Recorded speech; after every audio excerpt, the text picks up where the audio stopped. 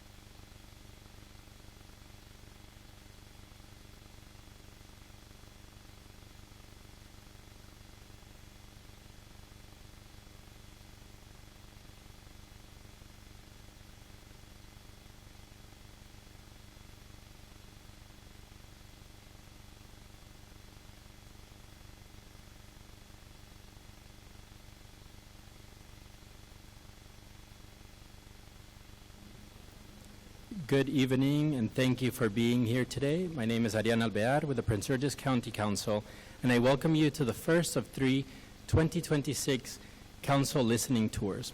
We appreciate your time to join us today and sharing your voices with us tonight. This listening tour is about hearing directly from you, what's working in our county, what isn't, and where we need to do better. We have representatives from a number of agencies present with us today to guide the conversation around your concerns. Your experiences and ideas help guide our decisions and shape the future of Prince George's County, and the Council is here to listen. Some quick housekeeping notes. When speaking, please keep your comments to 3 minutes to allow for agencies to respond if possible, and for other residents to have time to speak as well. Please refer to officials by their titles, for example, council member, chair, director. We also have interpretation available in sign language and in Spanish. Tenemos interpretación disponible en español para los residentes que lo necesiten. And with that, I would like to turn it over to our Council Chair, Crystal Oriata, for opening remarks. Thank you. And thank everyone for joining us this evening. As mentioned, I'm Councilwoman Crystal Oriata. I have the pleasure of representing District 7 on the County Council, but I also have the pleasure of serving as the chair for this year. Something that was really important to me when I became chair is I really believe in collaborative government.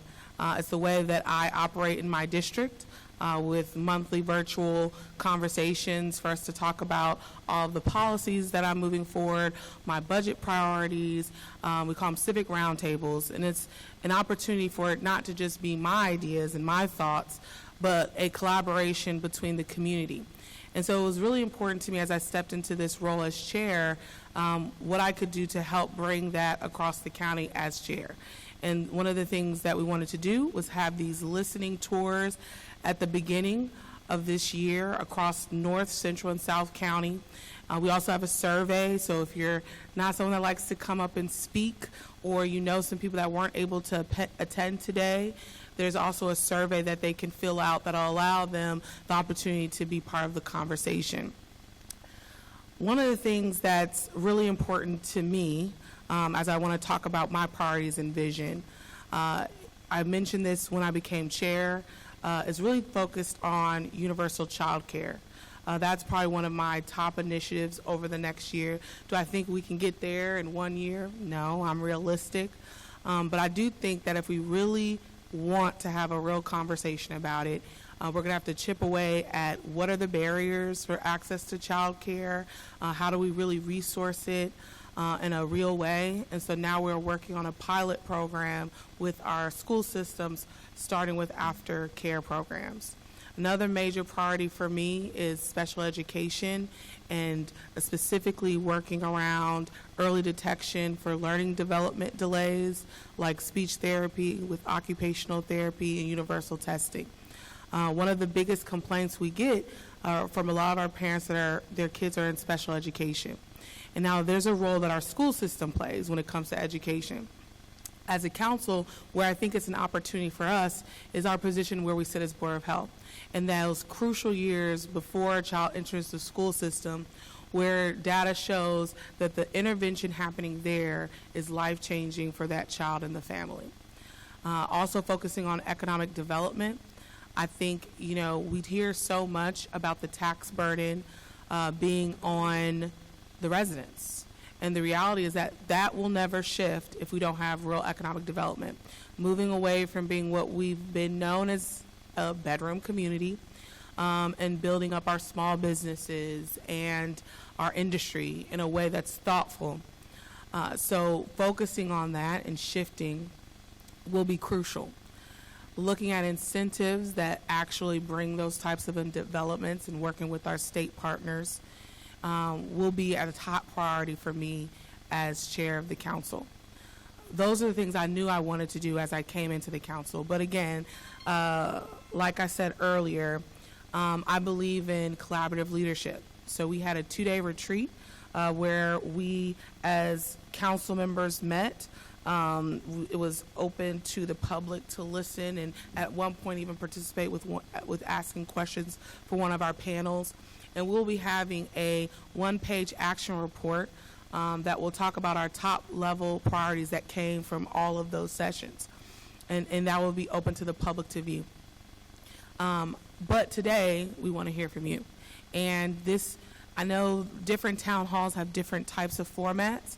But for this format, we'll each have an opportunity to talk about our top priorities, like I just did. Each of my colleagues here will as well. And then we'll turn the floor over to the community.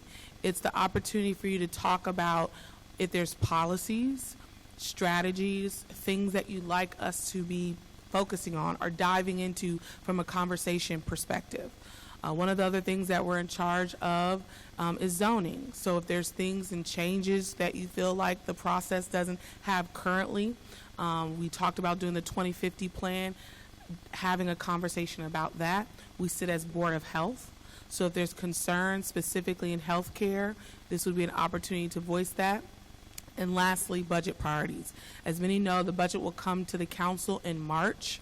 And so this is a great time to tell us what are the things you'd like to see prioritized, or maybe areas where you feel like we could manage reducing this department or agency and more focus in this area. So all of those are up for discussion today. You'll have 3 minutes, as they mentioned, to speak. If it's a question that you ask, we will respond to your question. If we have an agency here that's better suited to respond to your question, they will. But this won't be one where you just talk at us and you don't get any information back. This will be a dialogue between you, the community, and us as your elected officials. Now I'd like to pass it on to my first colleague to introduce himself and also talk about his top priorities, and we're in his home district, Councilmember Denoga. Good evening. Thank you, Council Chair.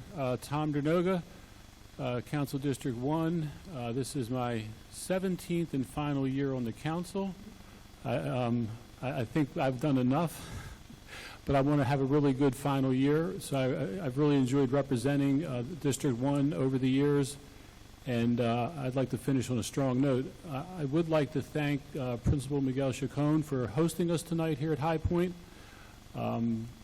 getting the building open and making sure that we could be here as scheduled. I also want to do a shout out to my neighbor and District 1 resident, Mr. Abraham from DPI. So all the tough DPI questions, we're going to turn to you. My number one priority is to see that the rebuilding of this school stays on track in the budget. Mary Lehman before me, and then during my time on the council, we've been fighting to get this in the budget, stay in the budget, and move forward, and it's been a struggle. But it's currently in the budget, and it's been moving forward, but it's still going to be a few years before they break ground, so that's my number one priority, is to make sure that when I leave, this rebuild is moving forward. The next big priority I have, I've been trying to get as the zoning body, we adopt master plans for portions of the county. And the Subregion 1 master plan, which encompasses all of this area in North County, was last done in 2010. It's out of date. We have a lot of vacant land along Gunpowder Road, along I-95. You got Conterra. So I've been fighting to get that master plan put back on the schedule. Because Park and Planning, it takes Park and Planning funds and staff to do it, and they've been resistant up until this year. So we have a Subregion 1 minor plan amendment, and there's a process. We've had hundreds of people come out to the meetings we've had so far, and I definitely want to hear from folks about what they want to see with development in that area, because we have a lot of vacant land, and certainly opportunities for economic development, housing development, town center. Related to that, the governor has an affordable housing bill that would strip the council of its zoning authority and would allow basically townhouses anywhere and dense development anywhere. And we support affordable housing, but we want it done in a way that makes sense and works for Prince George's County. So the chair has asked me to take a significant role in that. So that'll be a definite priority for the next several months, so we can get quality affordable housing that works for us and not against us. In terms of the small items, everything's relative, but more the nitty-gritty of doing the job. I wanted to try to enhance the neighborhood traffic management program. We always have communities that feel that their local roads are not safe, and the standards to get road improvements that will make your neighborhood streets safer are difficult to work with, and that's been on my list. I've been trying to encourage the Department of Public Works to look at that. So that's a big issue I want to work on this year. And in addition, we've got pilot programs for noise cameras and stop sign cameras. And we have 3 noise cameras that are working around the county to catch those really loud vehicles and encourage them not to do that. I want to see that we take advantage of that. They just started working on those cameras. And we want to, it's a pilot program, so we want to actually get that expanded. The state is authorizing us to do this. We can't do it on our own. Same with the stop sign cameras. That has not been implemented, and we have some very dangerous intersections throughout the county, definitely in District 1, and people have been asking for support for years, and this is something I think that'll help. The last 2 things, I'm going to work on improving and strengthening the rental license laws. We have a lot of illegal rentals. We have constituents complain about the overcrowding of houses that are going on, and a lot of these houses do not have rental licenses. So we want to strengthen that, and also strengthen the laws relating to illegal businesses and communities, because these are quality of life issues that we hear about all the time, and we want to make sure that our agencies have the proper tools that they need to enforce illegal business, the property standards against illegal businesses. So that's many of the things I'm working on, and I'll leave it at that so I can turn it over to my colleagues. Thank you. Next, we'll hear from my vice chair, Councilmember Eric Olson. Good evening. It's great to be here, and I represent District 3, which is just south of Mr. Denoga's district, District 1. I represent College Park, Berwyn Heights, University Park, Riverdale Park, the greater Riverdale area, New Carrollton, Lanham, and Seabrook areas. A lot of the focus that I've had during my term has been on neighborhood quality of life issues. Look, this past year, we passed several bills that I sponsored, on trailers that are parked on the street and boats that are parked on the street. Those are not appropriate to have on our county residential streets. Those are public roads. They take up valuable space. They can interfere with cars and pedestrians' lines of sight. And we were able to pass that bill. I've also focused a lot on transit-oriented development. So New Carrollton Metro Station and College Park Metro Station are in District 3. We've done a lot to redevelop. I want to make sure that we're doing development in the right places, the appropriate places that make a lot of sense, that grow our economy and place people next to our transit stations so it doesn't overwhelm our local roads with more car traffic, create more walkable places. I've done a lot on pedestrian walkability, passed the Walkable Urban Streets Act, which really redid the way that we are going to build and our streets in urban areas. And when developers come in and build, they have to build to these standards that prioritize all modes of transportation, pedestrians, bikes, and motorists, so all are safe. I can talk more about that later. The Purple Line, of course, is going to be a major transportation line and economic driver that runs through our districts, and working on trying to get good quality redevelopment around the Purple Line stops that also mesh with the community. The environment, tree canopy, preserving our tree canopy, and looking after stormwater management as climate change is changing the intensity of the storms. As we all learned last week, our storms are more intense, and a whole host of other things like food insecurity and those types of things. We also, I want to credit the whole council. The Woodrow Wilson Bridge was designed, when it was built, 15, 20 years ago, it was designed to have a rail in the lanes and in the outside lanes. The Virginia Department of Transportation wanted to toll that to charge our residents who are going into Virginia tolls and collect those toll revenues. And that would not benefit our community. We need to preserve those and get rail, public transportation across there, and not have our residents be the ones paying for that. So we were able to stop that with the support of the Maryland Department of Transportation and our regional partners. So with that, Madam Chair, thank you for the time, and look forward to tonight. Thank you. And I know you are crediting the entire council, but thank you for your leadership in making sure that toll lane didn't impact and come to impact Prince George's County residents. Next, we'll hear from our other council member representing this district, Councilmember Juanica Fisher. Thank you, Madam Chair. Good evening, everyone. I know you all love this county. Not many people would be in a auditorium on a Tuesday at 6:30 at night and bear the ice and the snow. So thank you for all of you for spending your evening with us and engaging with us.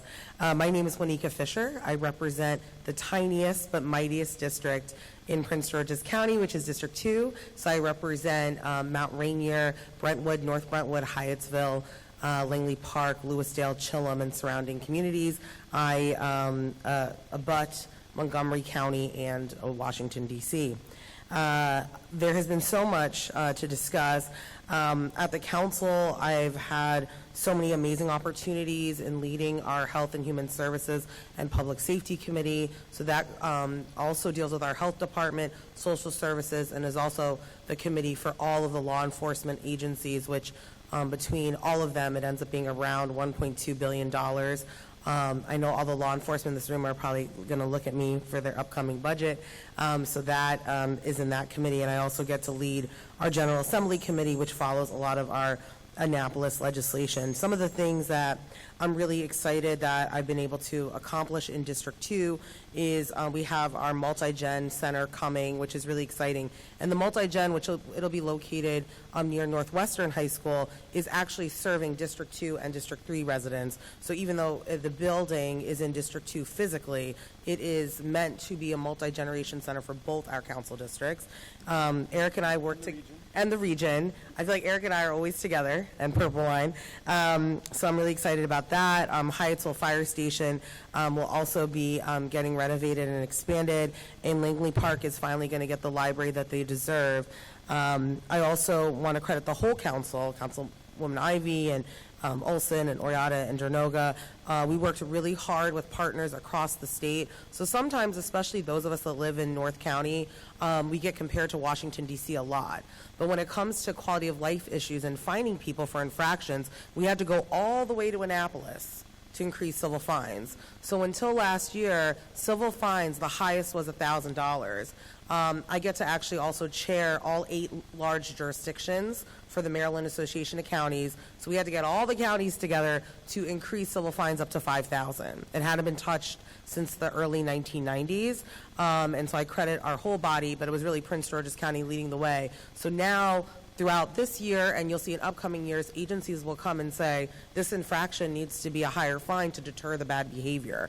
And especially I'll just give you on illegal dumping, in D.C., a first infraction can go to 5, a second can go to 10,000.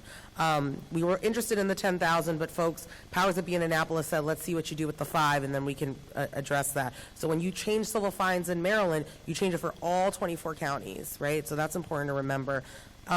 I'm really proud of my shopping cart legislation, excited to work with the new administration in enforcement. So that's going to require, it's the law now, it's to require our bigger stores, like the Targets, Home Depot, to actually have a mechanism so their shopping carts aren't polluting and left all over our community, filling with trash and becoming a hazard. So I'm excited to start seeing enforcement on that. Myself and Eric worked really hard on our school pedestrian safety work group. So we've had school pedestrian safety issues in the past, but as you all know, we lost 2 amazing young children in that car accident in Riverdale. And now we actually have like a plan for the county around development and everything that we do around school pedestrian. My other accomplishments have been our domestic violence work group that's actually going to start meeting to not just talk about the crime in aspect of domestic violence, but the housing and the wraparound services. So one of the largest crimes that are up in our county is domestic violence. So non-fatal domestic shootings are up in our county at 38%.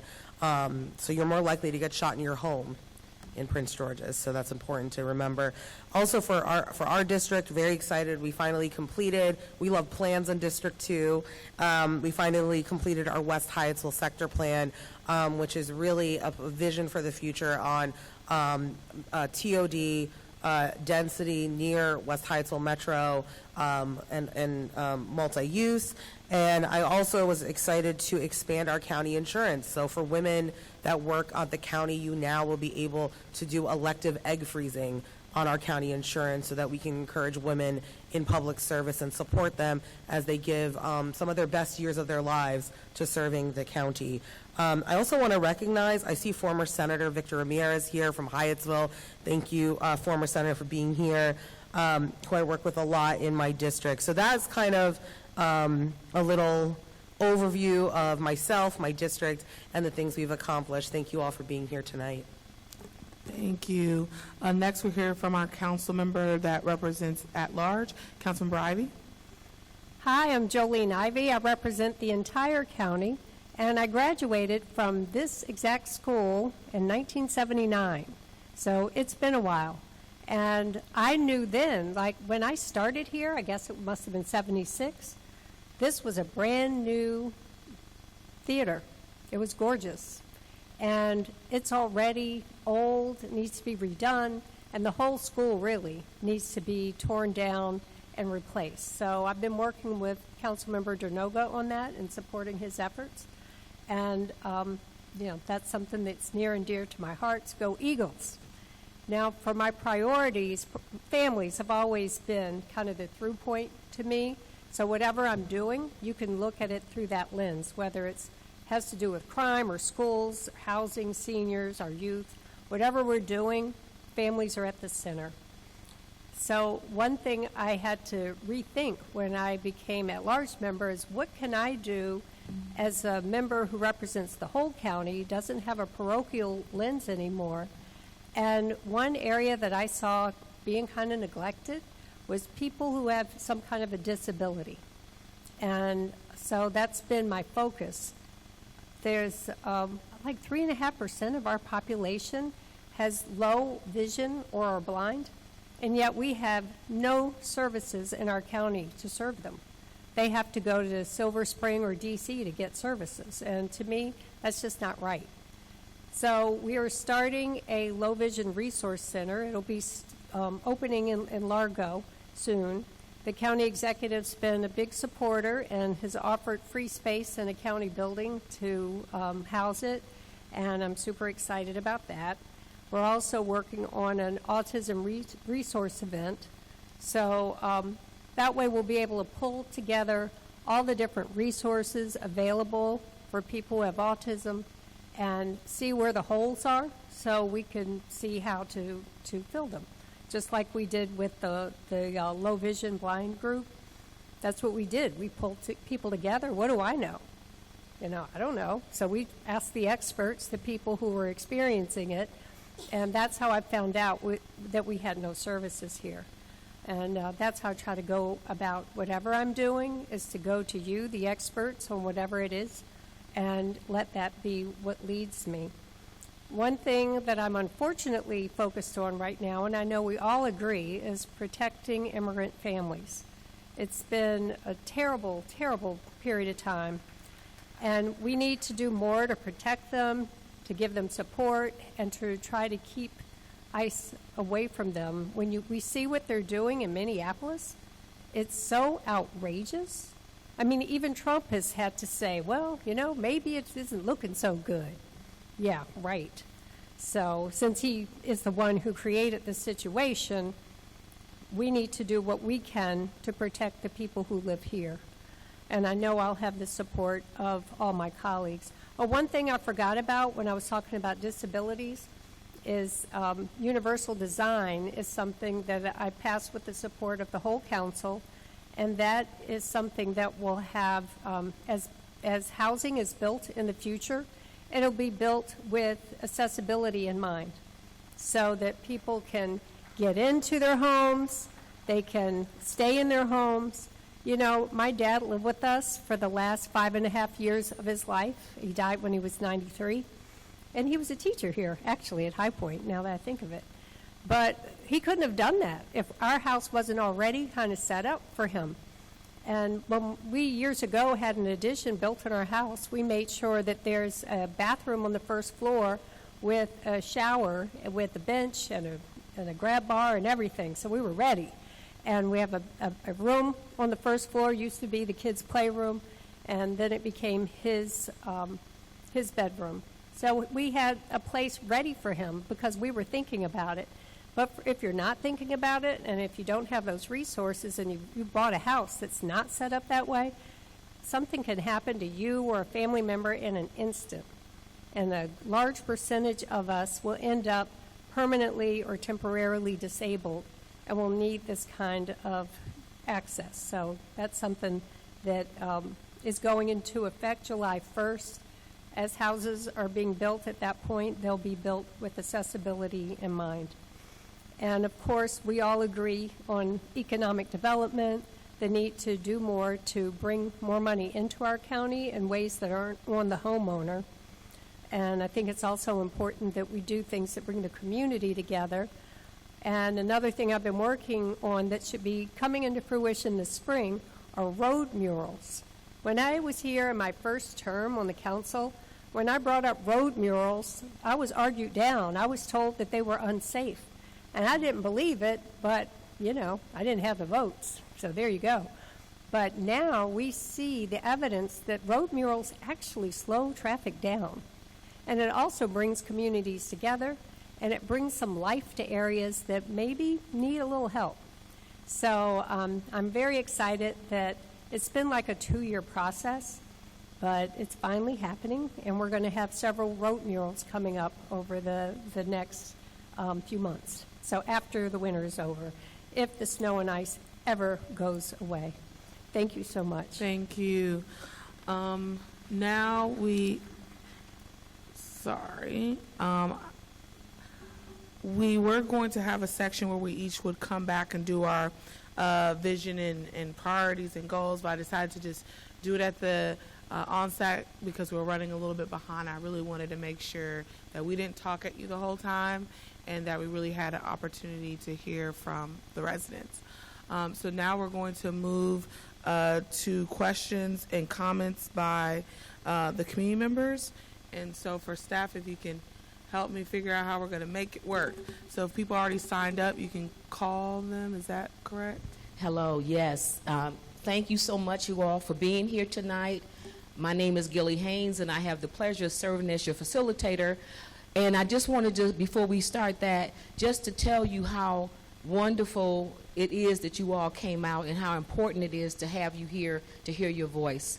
And what you need to know is the council members, our council chair, they really care about you. That's why they are here, to make sure they give you this time. And we have agency heads here to also respond to questions and your comments. Okay? So what we'll do is we will get started. Who do we have first, Donna?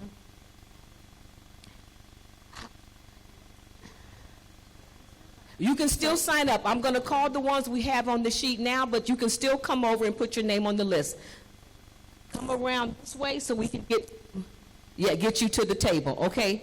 So Holly, come on down first. And just for housekeeping, I'm not sure, but is that the 3-minute clock that's right there? Yes, it is. Okay, do I need to do anything here? I'm just seeing the time. Okay, awesome. So you have 3 minutes each person to speak. Yes. You'll see the time right there. If it's a question, we'll respond. If it's just input, we have someone taking notes, and we'll take it all in. Are we good for the clock? If so, we'll pass it to you. Is that better?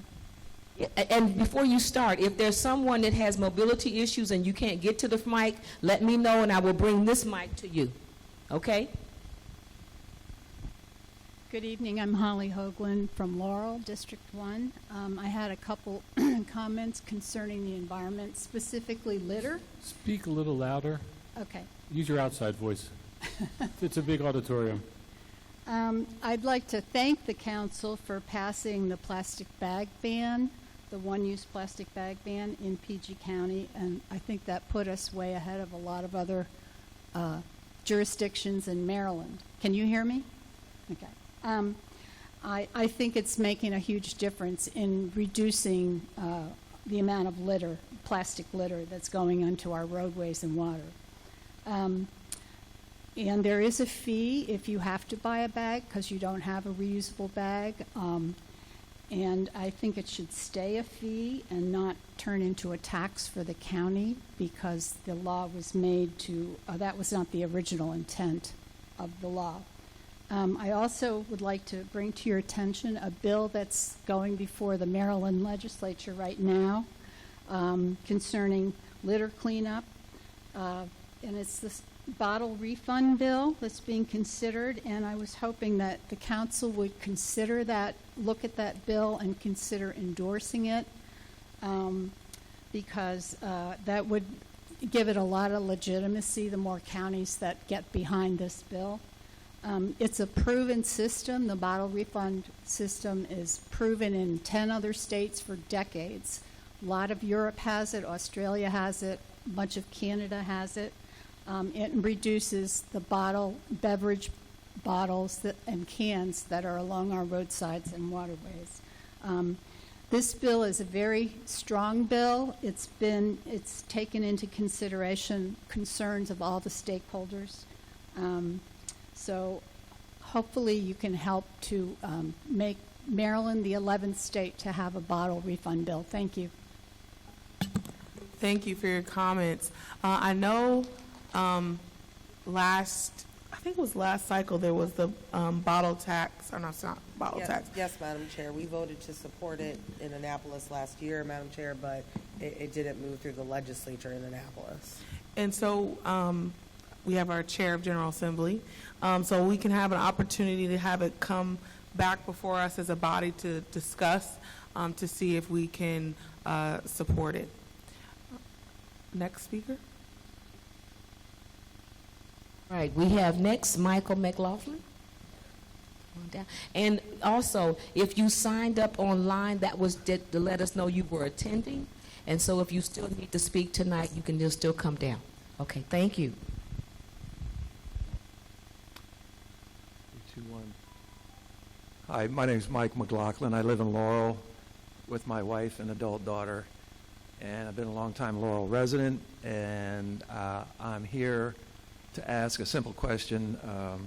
If the county has a corridor development strategy the same way the state has in order to focus development along the main corridors, 95, Route 1, Beltway, and 295, because I'm concerned because I'm a co-founder and active member of Laurel for the Patuxent, which is a grassroots nonprofit focusing on sustainability and environmental issues. And I'm concerned about the last standing forest in Laurel, which is hard by 95, and it's slated to be developed into the Corridor Center. And I think it's not an accident that they named it the Corridor Center. And I'm just concerned of whether our opposition is basically tilting at windmills. If there's already a plan in place to develop these corridors, these areas by the main corridors, if it's a done deal, or is the last standing forest in Laurel going to be gone? So, Thank you for your Thank you. question. Passing it to Councilmember Denoga. Thank you, Mike. There's two parts to that question. I think one part is about a specific case, and I think that may come before the council in a water and sewer matter, which we can't discuss outside the hearing process. So I can't discuss the corridor project. In terms of do we have a development plan, we have Plan 2035, and we're moving forward to a Plan 2050. And Plan 2035 looks to revitalize inside the Capital Beltway, develop the train stations, both metro stations, MARC stations, Purple Line stations, and concentrate growth in those areas where it makes sense, and then to have lower density development further out. One thing that you would be interested in that's a little different from that, there's a designated center for Conterra Town Center. Now, Conterra Town Center started in 1982 or 83, so it predates a lot of us, and it's always been on the map. So, in some respects, it's not what one would expect, but because it's along the I-95 corridor, that's why it's been designated as a center for 20 or 30 years. But we don't have a corridor plan like the way I think the state does. We're focused on train stations. You know, where there's rail, mass transit, that's where we want to focus development. And frankly, I think my colleagues, I don't have any train stations, my colleagues do, and they've been working real hard to get development at those train stations, because that's really going to help our tax base and take the burden off of residences and put it on more into commercial and employment.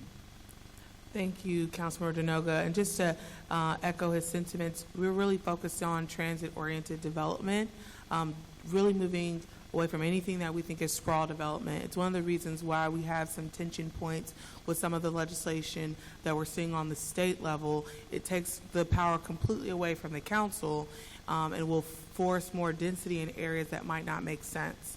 I will say something that we can do better is following the plans. Like the councilmember mentioned, we have a 2035 plan. I don't think it was followed. I don't think many of the plans that predate me were followed well. Myself and the county executive are in lockstep about a 2050 plan, but it's only as good as us following it. And so I feel like the community is tired of us building out plans that we do nothing with and that we don't hold developers accountable to following.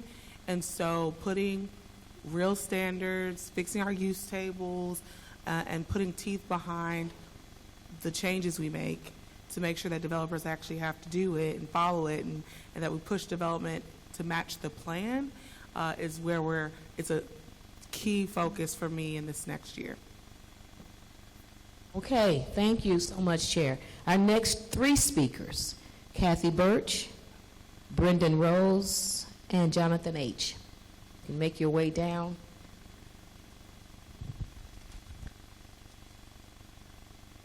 Hi, my name is Kathy Birch. I live in Adelphi. I've lived in Prince George's County for over 70 years now, and I didn't come here as a babe. So but I chose to stay here because of its diversity, because I liked where I lived. But you are chasing me out because of the tax structure. Despite the so-called tax limit and the homestead, my taxes just keep going up. And it's not only going to chase the seniors who are on Social Security, but it will also not have people coming to our county. So that's my thought on that. Also, I would hope that you would fully fund education, but I also take, this building has been on the books for renovation for over 30 years. That is it's ridiculous. Do it today, not plan it or study it. It's crazy. And the other thing I hope that when you look at the tax structure, that you look at economic development in terms of businesses, not adding more apartments, not more townhouses. We can't, and we don't want to take every piece of green space out of this county. Thank you very much. Thank you. I will address the development. I know my council member Fisher wants to address some of the concerns around the tax credit. Just want to echo that we agree with you 100% on the development, not seeing overdevelopment, especially in housing, without having entertainment, restaurants. The reality is the reason why the tax burden is on residents is because we are a bedroom community, and until we shift, it will not change. And a lot of people will tell you, yes, let's do economic development, but the reality is everything they do enables housing development. And one of the things that's important to me is holding my colleagues and across, not just on the county level, on the state level, to task that you can't really mean to build economic development when you're constantly forcing and pushing only housing development with no space for retail.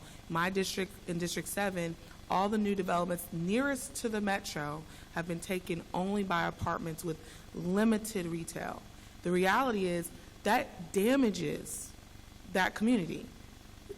We have an opportunity to make a walkable community, but we're throwing it away by just handing developers what's easy to build. Councilmember Fisher? Yes. I just wanted, of course, to say good evening to my resident. And, you know, I live in Lewisdale, so I understand what you're going through. I would say I just want to echo what Councilwoman Oriata said about our county being so heavily burdened, not only, so it's hard to give relief on the property tax structure, but also just in particular for District 2, your tax on the value of your home, right? And as we border DC and Montgomery County, as I said, I tell people all the time, the school can be rated whatever, a house in District 2 is going to be expensive, right, for us because of our proximity. And so I would also say I think the tension point that we all try to work on, and there's no easy solution, is the retail that comes also requires density to keep the leases there, right? When you think about, and I hate to be my district focus, but you have at-large Councilmember Ivy to do at-large. You know, when you look at the amazing restaurants and all the things that are happening in District 2, the con is, though, we have the urban density for the lunch buying, for the dinner. They can't also just go to places and there's not people shopping. And the other thing that I want residents to really understand, 80% of small businesses and businesses in the county have a rent like everyone else, and it's called their lease. I don't even want to talk about how much a lease is in College Park. It's $20,000 to $30,000 a month for a business. In District 2, we can go up to $10,000 and plus. So these are the things, it's like when you have the shopping center, always remember, there's a huge LLC that is charging rent to every store owner that's in there. And so those are the things that at least I know personally for me that we go through. I will say we have had wins. Thank you to my colleagues. You know, we stopped at McDonald's coming in. Now I can talk about it because it's over. We stopped at McDonald's coming into our district that's very close to Adelphi. I had to deal with, very small townhomes trying to come into Hyattsville. We were able to stop that. So we've done those things, but I do want folks to understand that dynamic of like density, and then if a store is coming, and can they even break even on the lease? It's only old school small businesses in our county that own the property that their business is in. So that is the rub that we definitely continue to face. Thank you. And one last comment from Councilmember Denoga. Yes, the council chair is absolutely correct about the tax-based imbalance we have. We rely overly on residential taxes. And it's not just retail, it's employment. And we have more people in our county leave to work somewhere else than other jurisdictions do. They go to Virginia, they go to Montgomery County, Howard County. And what the governor is proposing, Senate Bill 36, to basically get rid of single-family zoning and allow townhouses and dense development anywhere, is just going to make that situation worse. And we don't get to decide that. It's the General Assembly. So if you think that that type of development is going to make your situation worse, please contact your state delegates and your state senators and let them know that this is something that is not going to be beneficial to you. Thank you. Next speaker. Great. Thank you very much, Madam Chair and council members. My name is Brendan Rose. I'm a resident of College Park and the father of 3 children in Prince George's County Public Schools. And while I know that this is not in your express purview, I'm here to make you aware and to urge action to preserve our Chinese immersion program. Last week, we received a vague letter from the school board informing us that next year the Chinese immersion program would be eliminated. This program was established 15 years ago and has measurable success on several levels. Student proficiencies are coming up. It brings together a diverse community in College Park and beyond. And losing this program right now is beyond short-sighted in the benefits that children get. And I think that what I just want to be clear about here is that this decision was made and proffered to us with absolutely no engagement from the community, no engagement with the teachers, and from what we understand, there's a meeting tonight, no engagement with the administrators at the 3 schools, Paint Branch Elementary, Greenbelt Middle, and Largo High School, where all 3 of my children are at. And I'm here to represent the PTA and the parents who are fighting to preserve this, to make sure that you're aware of this, and to help us in any way preserve the Chinese immersion program here in Prince George's County. Thank you. Vice Chair Olson. Yeah, thank you so much for being here and for raising this. I just was made aware of it, I believe it was last week as well, and I questioned the school system about it, and I mean, it is not our, it's not our decision, it is the school system's decision. The superintendent said that they were looking to cut $150 million out of the school system budget. I know that Senator Rosapep is also, not supportive of this. I've been in touch with him. So we are looking into this, and I know that I've certainly heard from members of the Paint Branch Elementary School community, and we're going to continue to dialogue with the school system about it. And please continue to advocate that we need to all be advocating. I can assure you we're not going to let this go without a fight, Good. so I appreciate your Good. support. Thank you. Bye. Thank you. And Councilmember Olson, let us know how we could be of any assistance in that.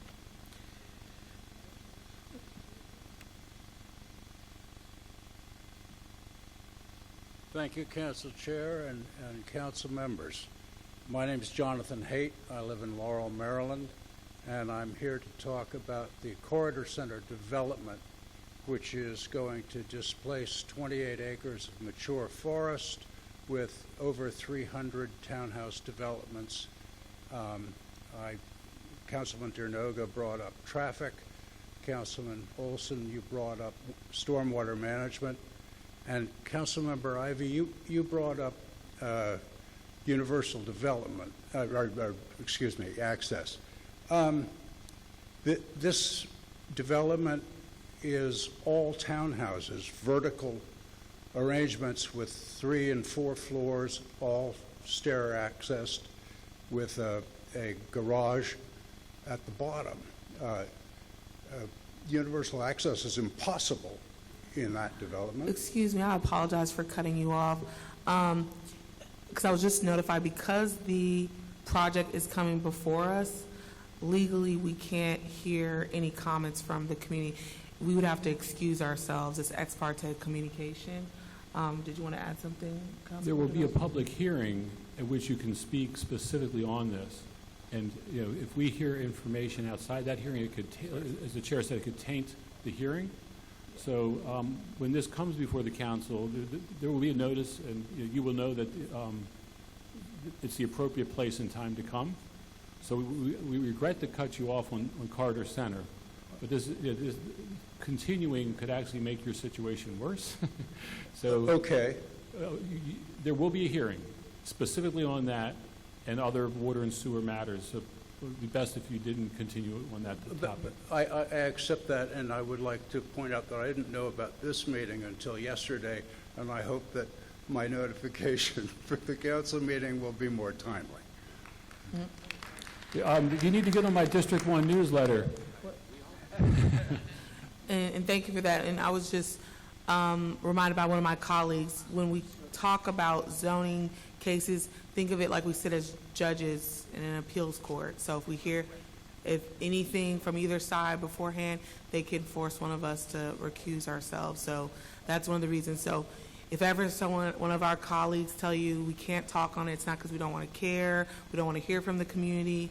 It's just we care enough that we want to make sure we have a vote. And so, and then also apologize if people got the mail late because of the snowstorm. We sent it out, but I know mine didn't hit till yesterday, and I know council members hit today.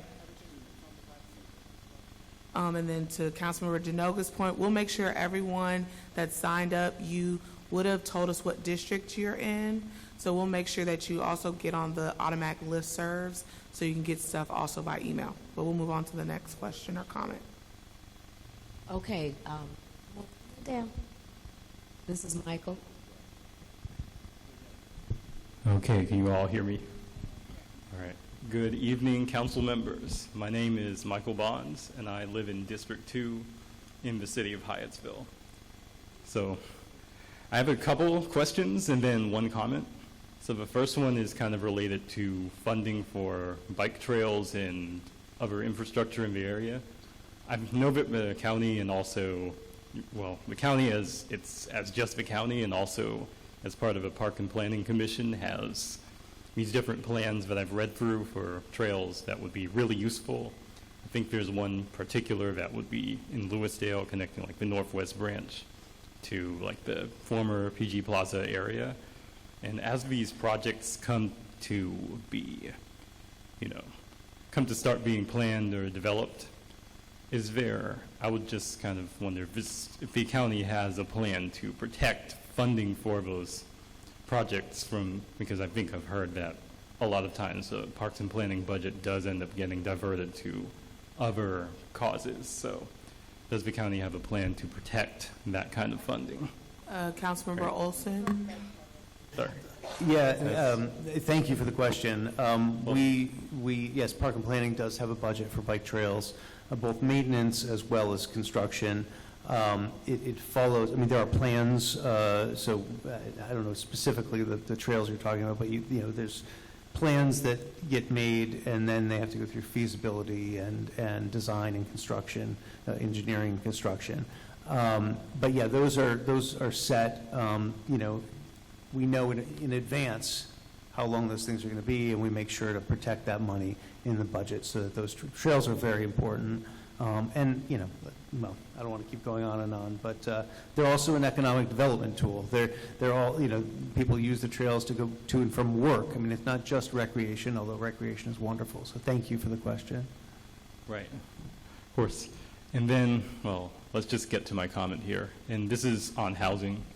I mean, I know that I would probably want to at least say to the council that they should be careful about any sort of efforts to delay housing development in the area, because I think whether you build or not, a lot of the people are just going to move here because there is a draw. I mean, let's be honest, like housing here is a lot cheaper than in some of the other jurisdictions, so people will move here, and if we don't make a place for those people, then we're just going to drive up the cost of other housing, right? Thank you. Thank you, Councilmember Fisher. Yes. Well, it's so great to meet you, Michael. I'm your council member, and I wanted to say that.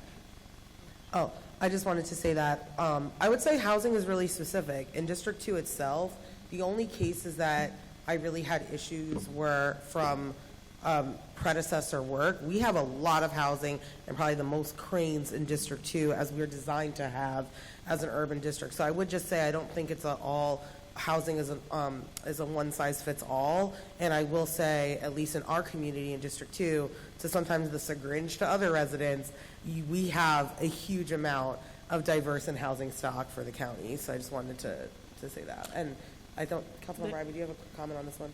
Mm-hmm. Okay. Councilmember Ivey. Thank you. A couple of things, Mr. Bonds. One thing you mentioned was about trails. And, you know, a trail is never any stronger than its weakest link. And so I know that Councilmember Olson and I have been working together on connecting trails that we already have. And we did get in the budget a couple of years ago, $5 million in the Bladensburg area.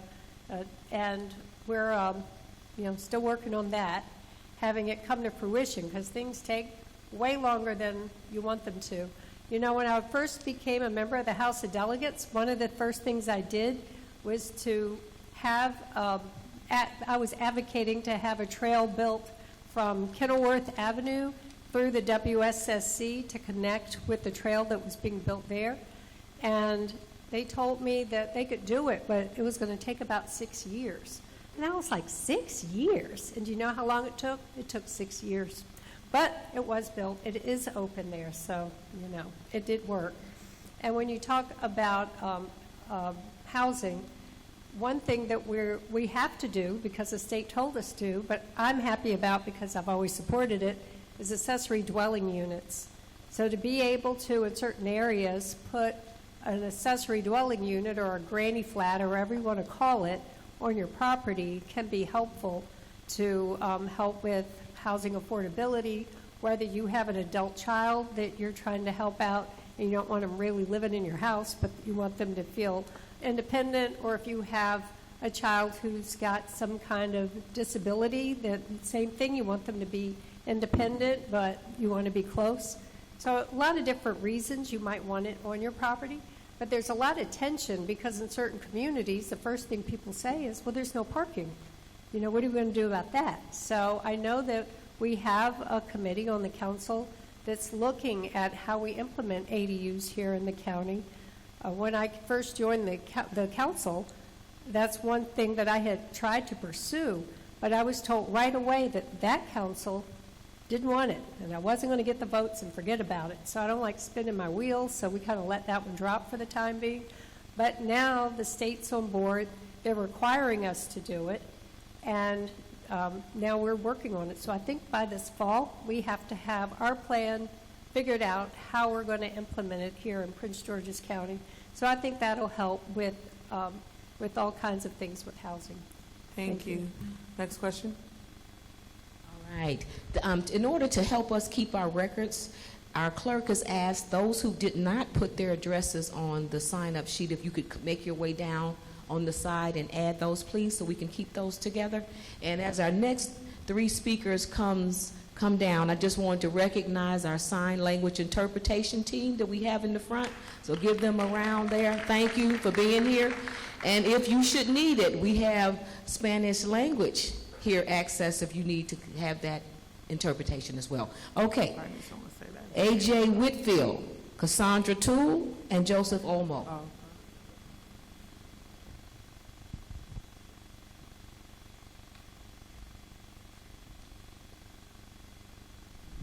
Yeah, A.J. Whitfield, I live in Delphi, District 1. I have a question about the county development that came up before. I hear a rumor that the county is trying to get an AI operation in the county, and if that's true, these things, it would be a tremendous opportunity for development, but also it uses a lot of power, and I wonder where would the power come from, and how much of it would it affect our electrical bills? Thank you. And I believe you're talking about the conversation around a possible data center. Is that correct? So the one you're probably mentioning that was talked about in Landover, so that one was stopped as far as I'm aware of. I want to thank the county executive for her executive order creating a moratorium. And then the council also passed legislation. Great question. I mean, that's one of the questions we have about power, about what it would look like from a cost perspective, who would eat the cost. What we've seen is that in other jurisdictions, and honestly, we've already seen the impact of it with our utility costs currently, because lines don't know that this is Virginia and this is Maryland, right? Like, the cost has been spread across the region, and that's the reality. And we're worried about what the cost could be. I don't think the state has really tackled how they would hold the data centers responsible for paying their fair share. I don't know if any region has really figured that out yet. That's one of my concerns with the data center. So I think you're asking the right question. Those are the same questions that council members, state legislators, the governor, not just here in Maryland, but the questions that are happening across the country.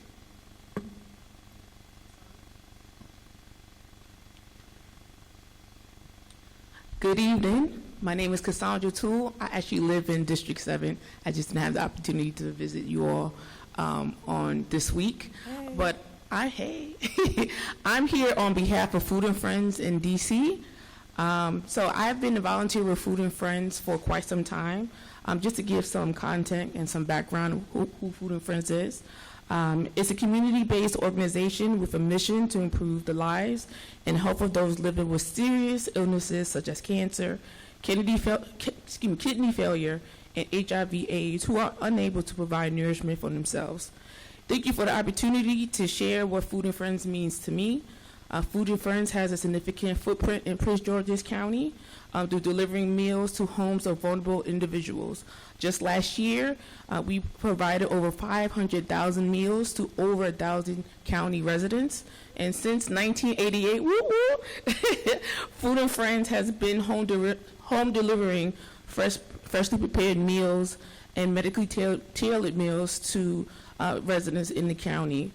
Since 1988, they've been doing, and food is medicine in the region. Clients are acutely ill and cannot shop or cook for themselves, having a serious illness with new appointments and treatments, and the needed to change their diet on top of it's all could be overwhelming. I mean, even for myself, I prep cook on Sundays. I have a fit for the 2 hours I'm cooking. But anywho, Food and Friends takes the stress out of meal planning, shopping, and nutrition education, so clients and their caregivers can focus on treatment. Food and Friends relies on support from neighbors, and that's where I come in. I've been volunteering for Food and Friends for the past 10 years. And I prepare and pack medically tailored meals as well, deliver to many of the residents within the county. And with that, I had the experience to see their smiling faces, assist them with bringing the groceries into their home, and even give them a warm, happy birthday. We know that we have some who do not have the opportunity to see friends and family on a regular basis, but just see my face and other volunteers is essential. And with that being said, I appreciate the council's support of Food and Friends so I can continue to support my neighbors in Prince George's County. Thank you. Thank you, and thank you for the volunteer work you're doing in your community.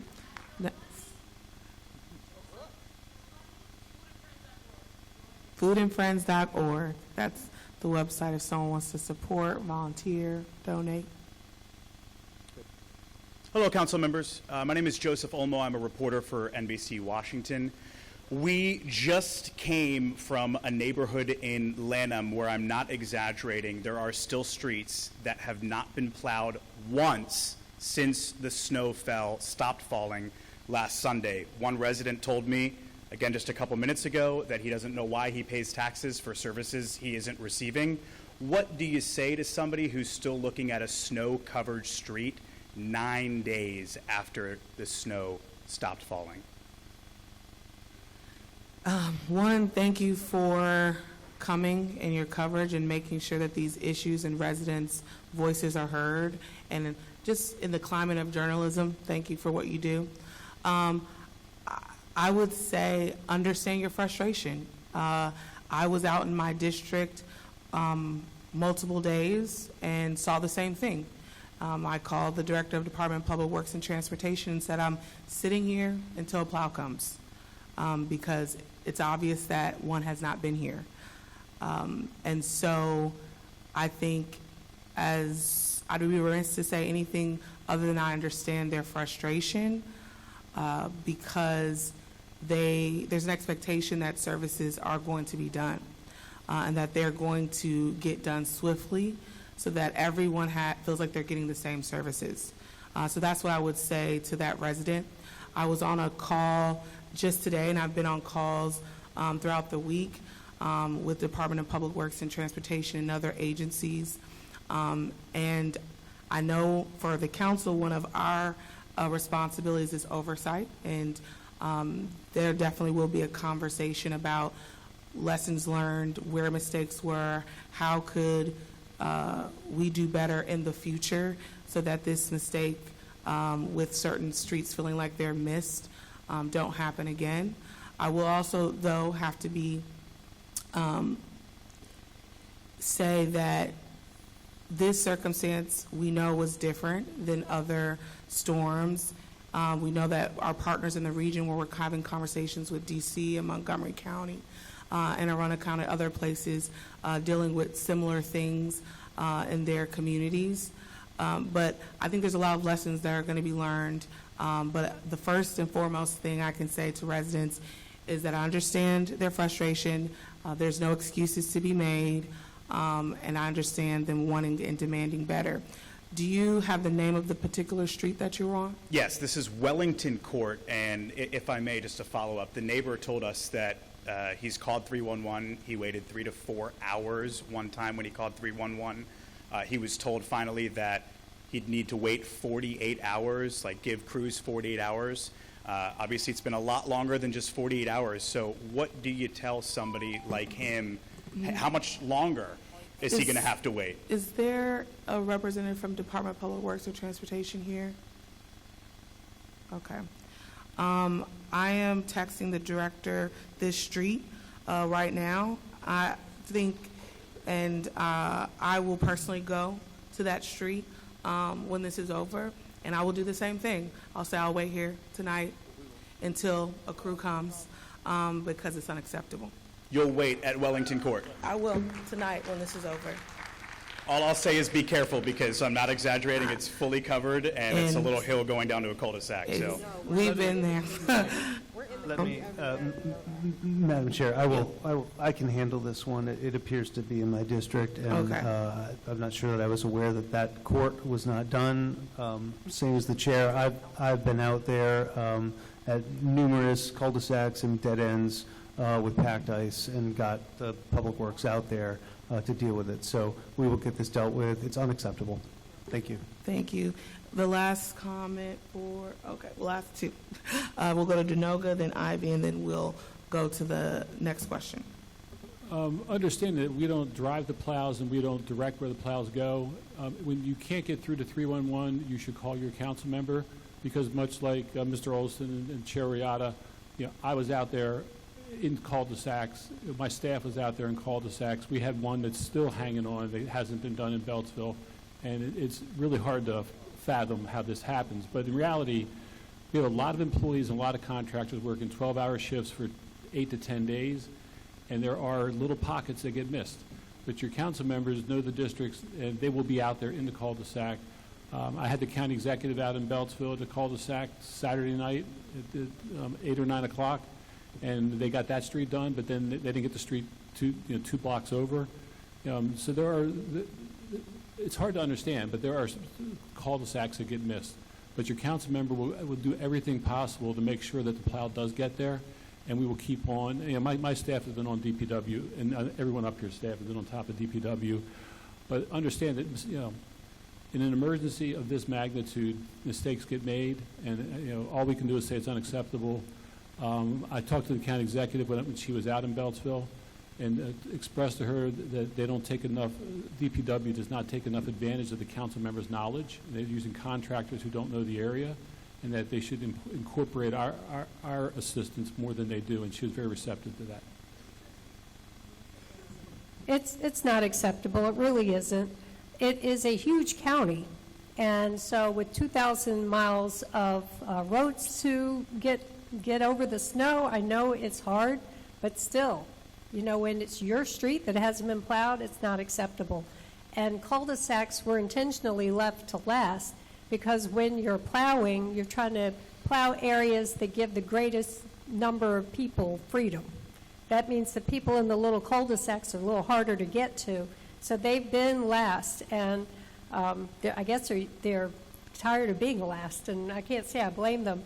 I was texting with one of the Public Works people today, and she told me that her street hadn't been plowed. Can you imagine? Her own street. And if she can't get her own street plowed, clearly there's no favoritism being played. I don't know what the plan is exactly. We don't make the plan. Our job is to advocate for you. So if your street hasn't been plowed, if you know of an area that needs help, and you haven't been able to get through to 311, then please call your council member, whether it's the district or at large. I've been fielding people. That's all I did last week. I was not out driving around looking at people's cul-de-sac. I got a little convertible. That wasn't going to fly, I was listening to the advice of staying home.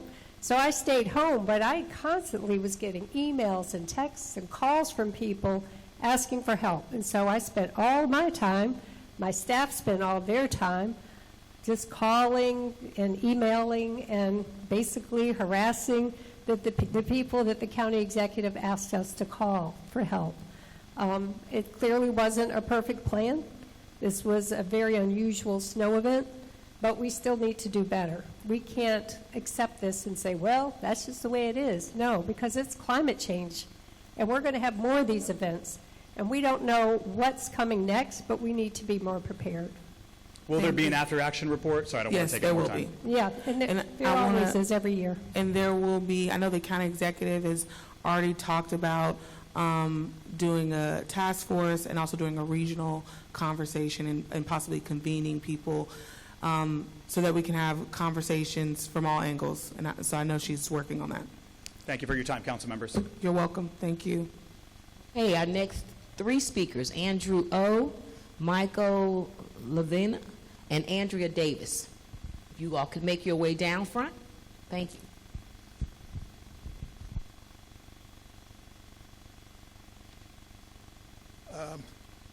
Thank you very much, council members. My name is Andrew Onokubri, but most of you know me as NDO. I've had my relationship with the council, and I would like to thank my representative, Tom Denoga. By the way, I live in Laurel, and I'm here representing the Woodbridge Crossing Homeowners Association as a board member. I'd like to thank our Representative Tom for wonderful representation you've been doing for us. The community is very happy with you. And when we called that our street wasn't being plowed, Tom came, stood there with his staff, and demanded something be done. And it was done. And Tom... Tell the reporter to talk about that, how you're so happy with your council member, and they came and cleared your road. Make sure you listen into that, too. Yes, he came and he stood there and was on the phone calling them, and they came and did it. So, Tom, my community of 187 members homes wants me to thank you very much for your wonderful done.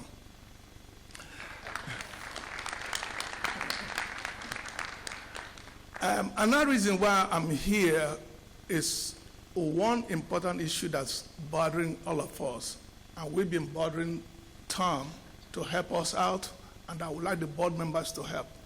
The road between Powder Mill Road and Odell, the Springfield Road, that road from Powder Mill serves two communities, including the college. That's a well-traveled road. It's no longer passable. It has gone so bad. The potholes, everything is so bad that we have to, people drive off the road just to avoid each other.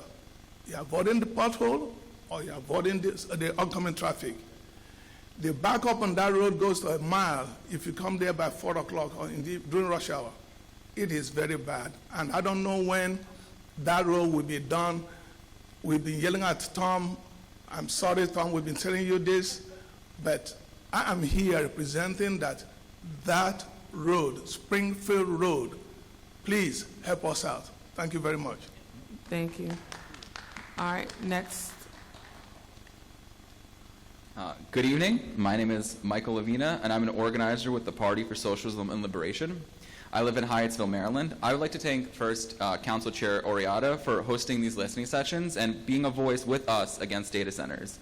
I'm here to ask a simple question. When will our council members from districts 1, 2, and 3, I didn't know Jolene Ivey would be here, but I guess as well, Council Member Jolene Ivey at large, stand up against data centers and the ICE terror? For the past several months, the PSL and a coalition of PG County activist groups have been organizing, educating, and fighting back against data centers. While the council willfully or ignorantly ignored the dangers posed by data centers, PG County residents have been doing research, talking to our neighbors, and creating opportunities for voices from our community to be heard. We have held bi-weekly community meetings, and October 25th, hundreds of us packed a public meeting about data centers. Not a single council member from districts 1, 2, or 3 attended.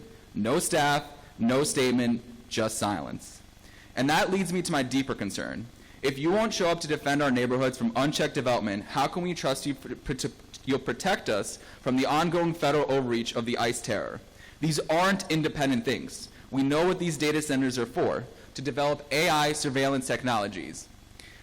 Last September, this is in our district in Hyattsville, Council Member Wanaka Fisher, at the corner of Jamestown Road and Queens Chapel Road, our neighbor, Job Arias Mendoza, was taken by ICE agents. We all saw the footage of the ICE agent brandishing his weapons at community members filming the encounter. ICE may have whatever excuse they want, but I believe he was targeted because 2 weeks prior to his arrest, Arias Mendoza had published a video of ICE handcuffing a man in front of a West Hyattsville store to his social media accounts. We saw this same story play out a few weeks ago with the murder of Alex Preddy, who had previous encounters while filming ICE.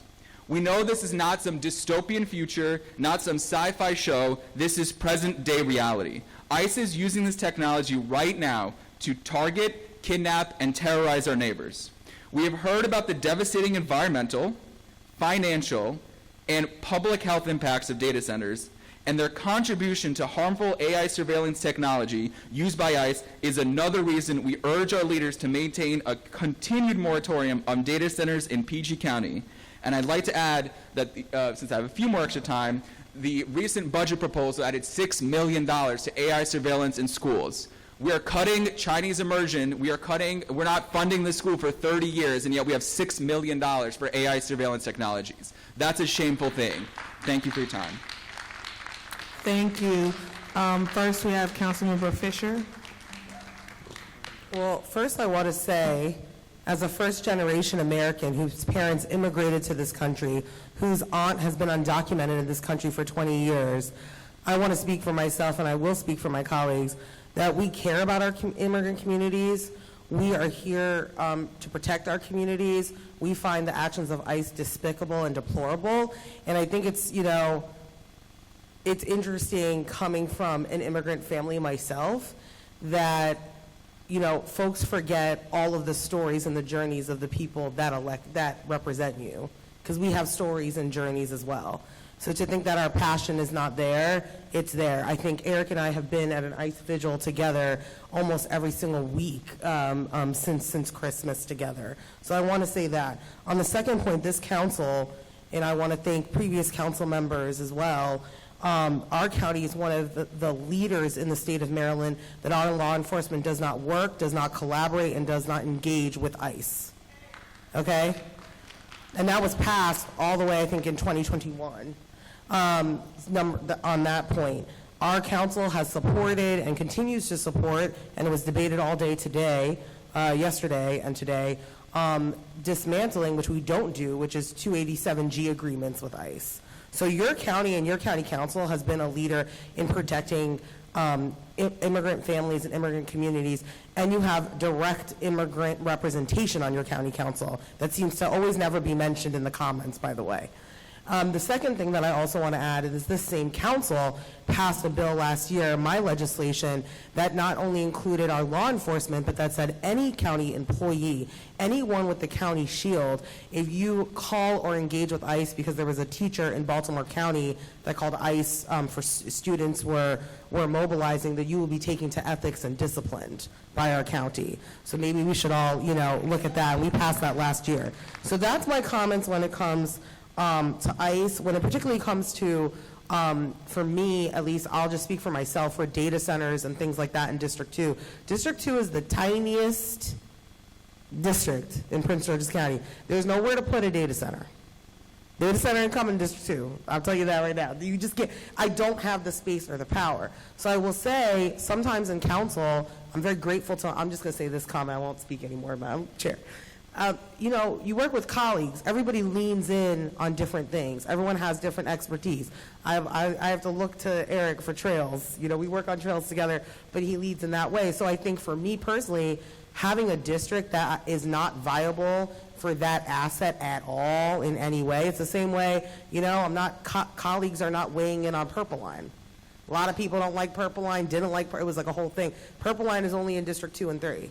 So I will say for me personally, I haven't leaned into certain things because I know that is not coming to my district, and people that are going to live near things need their voices and need their ideas exemplified. And when it comes to the meetings, please email my office. When I have the opportunity to attend, I will. I did not know about certain meetings, but if I can in the future, I will attend when I can. Thank you, Councilmember Fisher. And not to speak for my colleague, but I support my colleagues, and we support our colleagues on the data center. I think we're all in unison on this council on the data centers and being critical of the data centers, electricity rates and water usage and all the things that you mentioned. And on ICE, I just associate myself with all the comments here. We value and respect all of our residents in Prince George's County. Thank you, Councilmember Denoga, for the last comment. Yeah, I just want to address the ICE issue. It's very difficult and frustrating as a local elected official, what you can do regarding the things that we see regarding ICE and Customs and Border Protection. And as frustrating as it is, I talked about this 6 months ago, and I decided to wait, and it's now time. I've had a bill drafted that'll be coming out in the next week or two that will make those employed by ICE or the Customs and Border Protection Service ineligible for employment in the county government. Thank you. And I'll just echo the sentiment of my colleagues, especially with ICE. As Councilmember Fisher mentioned, myself, Councilmember Fisher and Councilmember Gay are all have parents that are immigrants to this country. And so this issue is something near and dear to all of us, and it's for the first time ever do we have first-generation immigrants elected to the council. And we are now currently, there's a package around specifically ICE issues that our policy team, our new legislative impact team, I've tasked them to look at every piece of legislation that's happening across the country, looking at what we should and can do here in Prince George's County. And I told them, even if it could be legally challenged, we are going to push the envelope as far as we can to protect the residents here of Prince George's County. So thank you. Next question. Good evening. My name is Andrea Davis, and I'm actually not from District 1, 2, or 3. I am a Bowie, Maryland resident and a business owner in Forestville, Maryland. My family owns a charter bus company, and for years we have done work with Prince George's County Public Schools for the past 25 years.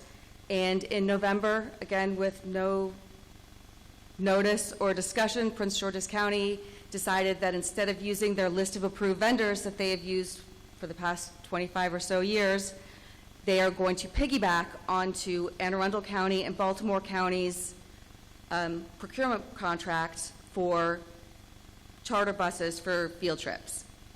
So the teachers were all sent a list of 4 to 6 companies that they can now use.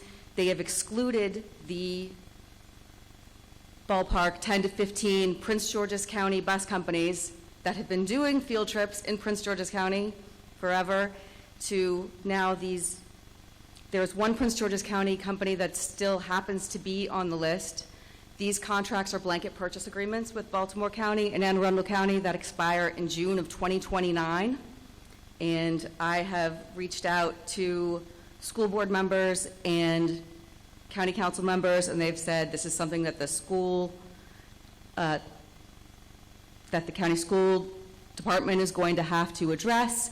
And when we talk to them, they say, well, just get on Baltimore County or Anne Arundel County's lists, which we cannot do because the contracts don't expire until 2029. I can't imagine how once field trip season rolls around that these handful of companies are going to be able to accommodate the largest school district in the state, and particularly since one of the contracts is a Baltimore County contract, and some of these companies are in Towson. Why would they want to come down to southern Prince George's County to run people for a few hours? We can't seem to get this addressed, and me and my colleagues have all had contracts canceled with schools. Strange things are happening. We actually got a bid request from a national transportation broker for this high school for a field trip, because I guess since they were told they couldn't go to any other bus company, now they're going to go to a broker. It's just, it's got to be fixed, and nobody seems to be willing to address it. And Well, one, thank you for coming here today and bringing that to our attention. I don't believe any of us were aware of that change. Ariane, can you, I would like to send an email to the superintendent tomorrow morning. And can you connect to get her information so that we can make sure we can connect directly with her? Raise your hand. So he'll get your information. Absolutely. We'll reach out to the superintendent, and we'll work on this. Thank you so much. I really appreciate the opportunity to share this with you guys, and thank you very much. No, thank you. Next question.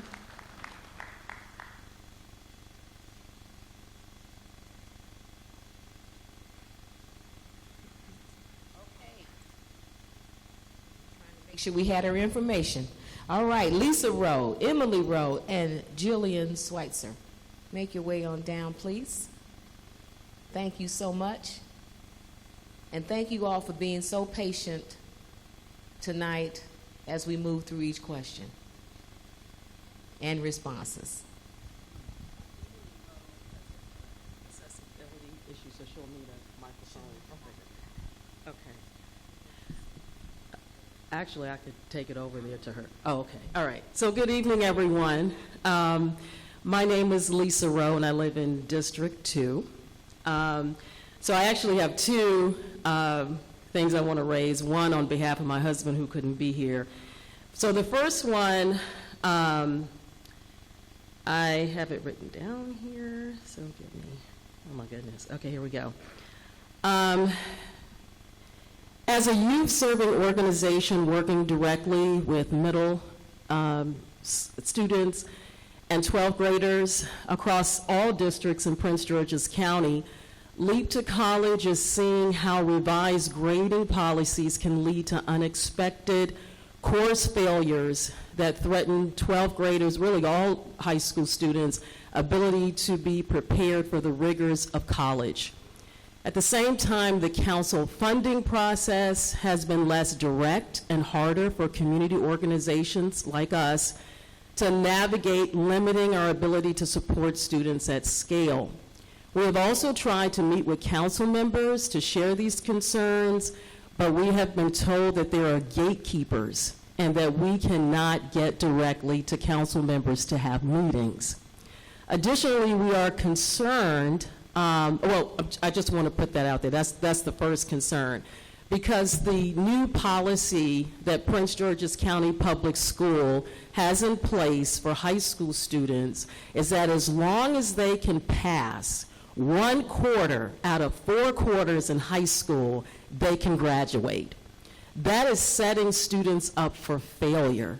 They are not going to be prepared to go to college. So we're concerned. We're concerned. Okay? So that's issue number 1. Issue number 2 is the elderly property tax credit implementation. Can you explain where the implementation of the elderly property tax credit CB-007-2024 is currently stalled, and what steps the council will take to ensure the Office of Finance fulfills its responsibility to seniors and can serve and benefit this year? Additionally, my husband has contacted Wanika Fisher's office. We have spoken to Danielle Coates. We've sent emails, and we have not received any responses. Again, this may go back to the gatekeeper, not sure, but we're concerned. We live in District 2. My organization serves in all districts for youth and teens, making sure that they're ready for college. We haven't been receiving any help. So what can we do? Thank you. Councilmember Fisher? Well, I'll respond. There's no gatekeeper. I'm right here, and I will definitely give you my cell phone number so you can get to me yourself. But Miss Sylvia and Jesse from my office, I think they're outside at the table, so they can help you for me. So there's no gatekeeper. And I'm sorry that you didn't get a prompt follow-up response from my office. I'm happy to do that. The other questions were grant questions, so I'll put that over there. And other questions were like the college readiness, the yes. college readiness questions. Yeah. But I apologize for that, Lisa, and I'm here, always will be, and I will definitely give you my cell when we wrap up. Thank you. For the anything that's with the school system, we'll have to talk to our counterparts on the school board around any standards. But if there's certain concerns that you have, I can connect you. Well, actually, that'll be your district, so you can connect with the school board member that represents.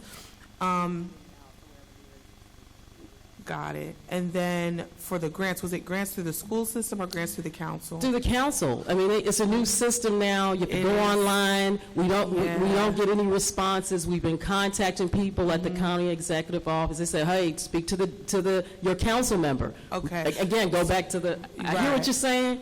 There are gatekeepers. But I'll tell you this, because there's so many different grant pots. Yep. And so. And if you go to someone, they'll be like, well, that's not our grant, this is someone else's grant. So I do think maybe something we can do and take back is between the county executive's office and our office, helping people to understand the difference between the two pots. But you're lucky. Our grants director is actually sitting right behind you. Well, I was talking about so I will, if you can speak to her, because there is a new system. We just started using it.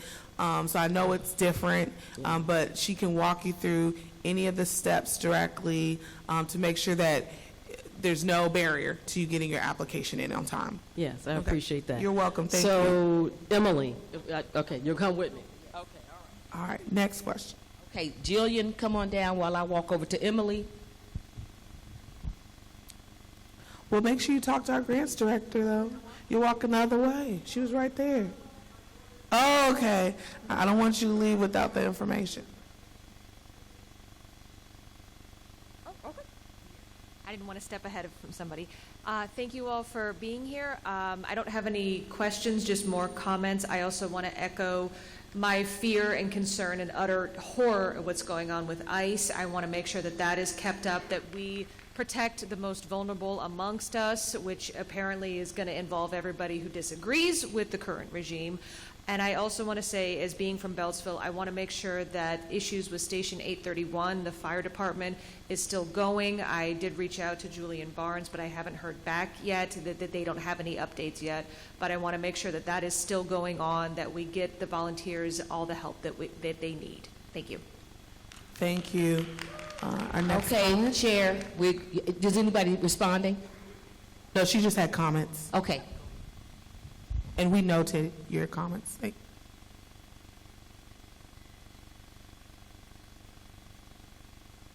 this is Emily Rowe, that she has something to say to you. Yes. Okay, so good evening, everyone. My name is Emily Rowe, and I live in District 2. Yeah. And there are no sidewalks in my neighborhood at all. Okay, sorry. For residents with disabilities, seniors, and families, this creates daily safety risks and limits independent mobility. How is the county prioritizing sidewalks installation and repair in neighborhoods like mine, with the absence of basic accessibility possible? That's my first question. My second question is, what criteria does the county use to decide where sidewalks are built? How does disability access factor into these issues, especially in the communities that currently have no sidewalks and face clear safety and equity concerns? Thank you for both of your questions. For the first question, I will start, and I think my colleague might be able to better address the second question. So currently right now, we know that there's a huge gap with access to sidewalks. So the Department of Public Works and Transportation, they're currently working on a sidewalk, basically assessment. So they're going across the county to see where all of the gaps are when it comes to sidewalks. For the first time in the last two, I think, or at least the last budget cycle, there was more resources allocated specifically to sidewalk repair. Because one of the issues we also have with the sidewalks that we currently have, they're just in not the great condition.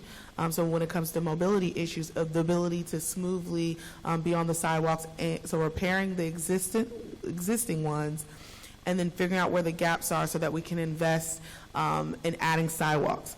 Now, it becomes tricky for our older neighborhoods where they don't have sidewalks because of who owns the land. And if we'd have to impede into someone's property to put in a sidewalk. And so that's one of the barriers when we met with the Department of Public Works and Transportation about some of our older communities and getting them upgraded with sidewalks.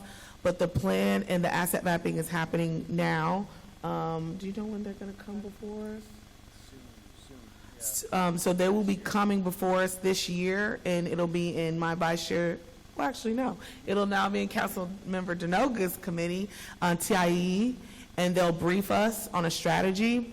And then we'll take this as a reminder during budget negotiation about the importance of investing in sidewalks. And then Councilmember Fisher.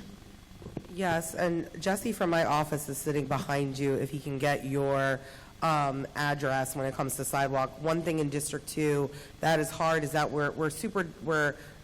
he's right behind you, so he'll get your address, and so I can advocate and look at your road on particular sidewalk. I will say that we have urban development going on, but then we have a lot of older communities. So I'll just say where I live, like in the Lewisdale community, sidewalks were just never built in when Lewisdale was first built. So it depends on where the street is, and then working together to advocate with the county and DPWT to put that in.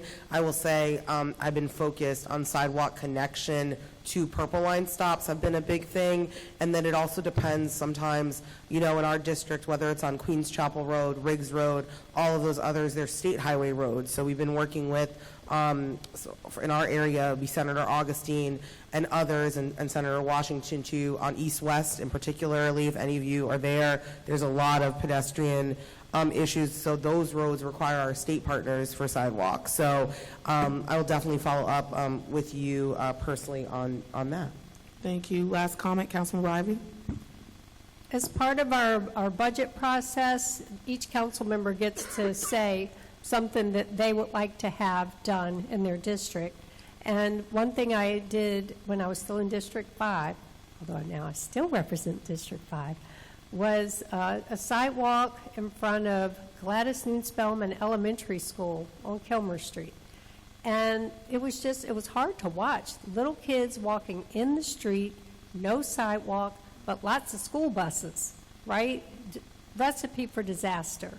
And I think I only got it because I was chair that year. So that's probably the only reason why they said yes, but it was very obvious it needed to be done. What was kind of interesting to me, though, some of the people, one lady in particular, who'd been bugging me for years saying, we need this sidewalk. When we came to the community and say, okay, we're going to build this sidewalk, here's how it's going to work, let's work together, blah, blah, blah, she became very upset that the sidewalk was going to be built on her side of the street. And she thought that the sidewalk was going to take up property she owned, which was not true. And she wanted the county to pay her for her little strip of land where the sidewalk was going to be. I was so tired of that woman, I can't tell you. You know what? We're human. And people can get on your last nerve. So that lady, after bugging me for literally years, became very upset and just started saying it was just political reasons that I got that sidewalk in and that I had advocated for it. I'm like, you just can't make some people happy. But in any event, sidewalk's there. But I think a big reason it's there is because it's leading up to an elementary school, and it was so clearly a safety issue. We do have limited funds to do things like this. We know they need to be done everywhere, but we don't have money to do everywhere and everything at the same time. So we have to prioritize. I know that this plan will help. So thank you so much. Thank you. And Councilmember Olson has an update. Just wanted to, I'm not sure if the reporter is still here from NBC, but a truck is going out to Wellington Court within the hour, and we'll have that dealt with. Thank you, Councilmember. All right. Because they're in active snow operations. Yes. Still. Thank you.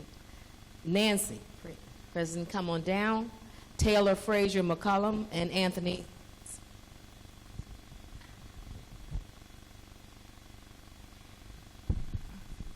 Thanks very much. My name's Nancy Feisner. I live in Beltsville, District 1. I'm super nervous. Tom Dernoger, you've been so good to us. He's always at local events, and I just adore you. And your office, so responsive. So you guys are here to listen. I just have a few things that I've been jotting down. I'm most concerned about what's going on with Kilmar Abrego Garcia. We need your presence at the courthouses. Is there any way for elected officials to have some type of communication network so we can warn each other about ICE? What are you doing to get local police involved in enforcing the Constitution? When I call 911 and say there's a masked, armed, unidentified person trying to break and enter, what are you all going to do, Mr. and Miss Police? Will the police at least come and check to the location and check the ID of these and warrant of these masked people? Voting safety. I am freaking out. November is just around the corner. What happens when we have this paramilitary show up at all of our voting places? And they're intimidating our dear, dear neighbors. Is our local police going to show up? Is our fire department going to show up so the citizens feel safe in exercising our privilege to vote? What's going on with those ICE detention centers in Baltimore and Hagerstown? That's freaking me out. Cops and coffee. We want another one. That was great. You sent a representative back in October, Mr. Dernoga, council member. It was awesome. Thank you. What are you guys doing to successfully recruit for the police and fire department? Councilmember Fisher, you're in charge of all the money. These people, they need more employees, and we got to get them happy. Don't be getting with them. They're going to keep telling you that. Yes, they do. We want them happy. Every single year, law enforcement has been increased. They had the biggest Prince George's County recruiting class. We budgeted over 150 new firefighters. Okay. They are the top of the budget that goes up. They We might not want them feel happy. it, but it does. We want them happy because they're our first line of defense. 17 years, Councilmember Denoga, I had no idea, but I just adore you and your office. I have that effect. You've been wonderful to us. Economic development. You guys talk about economic development. I've got these wonderful neighbors, these entrepreneur, diverse neighbors who have their own businesses that are gone because of this ice. These businesses, these wonderful neighbors have left the area. And that's not good for economic development when my neighbors who have their own businesses leave. Yeah. Wait, I got to come with more. No, God, give me another minute. No, seriously. Seriously. I got to ask, Okay, too. because Councilman Fisher interrupted you, we'll give you another second. She interrupted. She did not. Okay, gosh. Your job is to advocate for us. Oh, Jolene Ivy, council member at large, Jolene Ivy, you said something about council change or climate change. It's not called climate change anymore. It's called climate disruption because we've already tipped past the point of the 2-degree global increase. We're going to get more extreme weather events. Anyway. Noted. Tom Dernoga, okay, this is my ask, last page. My ask is that, and I know how much work it took to do all this, my ask is, can we have another meeting with the police so we can interact with them? Because I have so many questions. No, and thank you for saying that because they're here, and I was going to ask, do we still have our representative from the police department with us? Is the major here? Yes. Oh, Thank our you. new major. That's not the new major. Oh, it's not? Okay, that someone told me. Oh, he was here? So if we could have the police department come down, representation. We're real quick on the coffee with the cops. The police hold that, not us, but we send representatives to most of those, and they're regular, so it's like every month. So if you want to talk to the police, every month there's a coffee with the cops. And in terms of Kilmar, I've been to 4 Kilmar Vega Garcia hearings. I've been to Greenbelt Courthouse. Same. I've been to at least 4. Yeah. And thank you for loving on Councilmember Denoga. I used to work for him. Now technically I'm his boss, but. And if you could just address the questions about the interaction with ICE and the police department, and we know what you all are doing, but educating the community. Okay. Good evening, everyone. My name is Thomas Boone. I am the Major Commander of District 1, Hyattsville, and I want to make sure we don't confuse it. Police districts are different from county council districts. So District 1 is Hyattsville, and it goes from Hyattsville to Riverdale, all over. First and foremost, number one, we do not cooperate with ICE. I say it again, we do not cooperate with ICE. The Chief of Police has made that clear. I'm going to answer your next question. Your next question is, if you make a phone call, we will come out. If that hasn't happened, I'll give you my number tonight, and we'll find out what address that happened at. Okay? But I just wanted to be clear, we do not cooperate. And another thing is, I've been here on Prince George's County Police Department for 28 years. In that 28 years, this is not new to Prince George's County. I want to make that clear, it's not. The way it's being done is new. Back in 2019, the county council back then came up with a county law, I think it was 062-2019, and it stated then that we do not cooperate with federal enforcement. So long before this even happened, we always knew. I started my career here in 1998 in Hyattsville, this very area in Hyattsville. We did not cooperate, and we didn't need a law to tell us that at the time. Our chief told us we do not cooperate, and we treat all our residents like their family.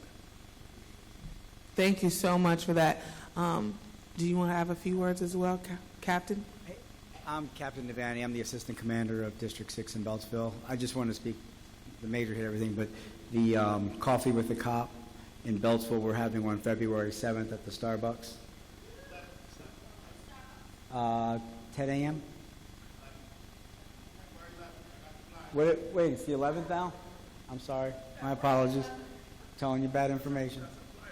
He's got the flyer, so. You said it was the 11th, sir? Okay. Is it still the Starbucks, or I make that up too? Okay. All right, thank you. Thank you. Next question? Okay.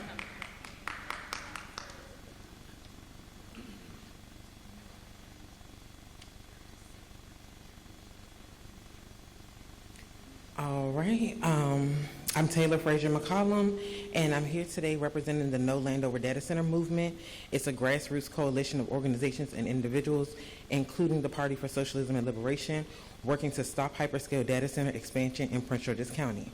We know that just like Commander Stadium and MGM, the data centers will promise to flood the area with jobs and revenue, but we will never see the resources.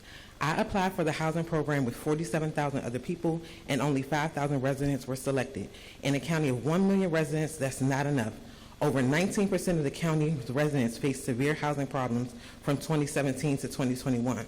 I know Councilwoman Fisher said domestic crime is up, but how much of the proposed increased $30 million budget for police will be used to combat that specifically, because homicide is down 40% as of last year? What if we took even half of that extra $30 million and used it for affordable housing? $15 million to affordable housing could push our residents to new heights. The moderately priced dwelling unit program doesn't need to take years to roll out when nearby Montgomery County has had it since the 70s. When we spoke last year about the Community Reinvestment and Repair Fund built by the Maryland Cannabis Administration and the Office of Social Equity, we said that it was in the process. If we're in a deficit, why is over $10 million sitting in this fund undistributed? We are disproportionately affected by cannabis laws, and as a community, we still aren't seeing the benefits from legalized cannabis. Council Chair Oriata, you have a program for new and expecting mothers. What if we took some of that $30 million from the police and put it towards expanding that program? The past 3 years, we have averaged around 10,000 births as a county. Why are we focusing on expanding this assistance? So I'm here to say we're at a deficit because of how we are choosing to spend our money and how we are choosing to generate revenue. So I look forward to meeting with your office and continue to work for this so we can push forward to a stronger Prince George's County. Thank you. Thank you. When you said to move some funding over to my program, I said, colleagues, did you hear that suggestion? Because I agree with you. I think the reality is that we have to ensure that people feel their tax dollars. That is personally just how I feel. And there's different ways. Public safety is definitely one, education system, the basic things, Department of Public Works and Transportation, right, DPI. But then there's also the things you're talking about expanding our housing voucher program, investing in affordable housing, investing in our families, because we know once we invest in them, that is a game changer for the community as a whole. So just thank you for your advocacy on that. I will say that one of the things that we're going to be looking at, well, I want to say first, thanking the county executive for the first time, and I think over a decade or more, opening up the housing voucher program within months. Yes, round of applause for that. It was one of the things we've asked for as a council, so I'm just pleased that happened. But we saw the need because there's so many people applied, well more than we could manage on the list. So that's going to be critical. Also, you talked about moderately priced units and the importance. So I passed legislation for that at the end of last year. The goal is really to see that in action over the next year. I believe in also inclusionary zoning is something I've been trying to work on passing. It will just basically say for all of the new developments, there's a minimum of affordable units that need to be set aside because we don't have affordable housing. And there's a conversation that the council will be having over the next year is one of the issues we see is that when we build affordable housing, it really is market rate because they're comparing us to the region. when they talk about AMI, it's not AMI of Prince George's County. They're factoring DC and other, the entire region, which makes us tend to build what people in our community really can't afford, but it's advertised as affordable housing. We see it in senior developments and just for traditional families. So investing in deeply affordable housing is going to be also something that we look at. How do we make that feasible so we can actually get to affordable housing for the residents of Prince George's County? So I just want to say thank you for your advocacy. The things that you mentioned we will be working on and discussing over the next year, and you know how I feel about the data centers, so thank you. Oh, yes, and Councilmember Fisher? Yes, I mean, first of all, let me say this. Department of Corrections, State's Attorney, Prince George's County Police Department, the Office of Emergency Management, our Sheriff, Corrections, Fire Department. I take what the men and women do that put their lives on line for us every single day extremely seriously. I will say, each budget cycle I've had, there have been increases because we need to not only retain the men and women that we have, but we have to recruit, right? As soon as we recruit, I'm filling people that are retiring, right? I'm paying people's pensions, right? So I think that's important. So I hear your concerns, and I do want to highlight to you that our first meeting will be coming up. I don't know, I forgot the date, but we'll send it out. So the work group that all of my colleagues supported and appreciate around domestic violence is looking to the things that Councilmember Oriata said. It's not specifically about like the case of violence itself. It's about the housing. It's about the wraparound supports. It's about the things that we need. Our Family Justice Center colleagues needs a secure stance of funding. They are supporting domestic violence victims across the entire county. So I definitely hear you, and we have that work group looking at that, but I do defend the money that I invest in, that not I, the council, everyone votes on it, by the way, that we invest in our law enforcement. You know, it's a tough job, and I'm so proud, and they never get any props. You know, I always say, if you see something happening and you want to arrest someone, you got to take them somewhere. And our Department of Corrections has done a yeoman's job in new recruiting and making sure our jail is not just a jail, but a place where human rights are valued, unlike our federal partners, right? And that takes a cost. So if when we shame someone else and we go, you're not following what human rights are, human rights cost money though, right? So in our county, we treat people like human beings, even if there is a criminal matter of fact, and that costs money to the jail. And unlike what we see on TV with people that are arrested with no probable cause or anything like that. So I will continue to look at that, and I think the domestic violence work group will dive in even deeper. Thank you, and I apologize, I didn't answer the question about the Cannabis Restoration Board. So it was delayed because of a lot of the transition between when Angela was county executive, then Tara, and then now our acting, because we had been waiting for 2 appointees to have to come down from the county executive side. I met with the county executive's team this week. They're working on submitting the names so that we can finally be able to meet and disperse those resources. Okay. Thank you. Thank you, guys. Next question. Good evening. Thank you. My name is Tina Curry, and my daughter and I live in Greenbelt, Maryland. And my question is, what is the plan for the next big snow to clean streets so our kids can return to school in a more timely manner? Last week was fine, but this week it's getting really hard to work from home. And I am lucky that I can work from home, but a lot of people can't, and that hurts working mothers the most. The other issue, as you coordinate with federal partners, is, the snow earlier in January, there was no allowable telework from OPM. And it was, I forgot what date, but my concern is PG Schools is one of the biggest counties. And so if parents are not allowed to have unscheduled telework and the government is open, they have to take time off. And there is a big push to get in office, which I understand is different, but the OPM has to be working with the jurisdictions where parents are living to make their decisions about OPM being open for DC area, because I didn't know what to do. Do I take the day off? Do I work? Am I allowed to work? OPM just said we're open. And the largest county that parents live in is closed the entire day for school.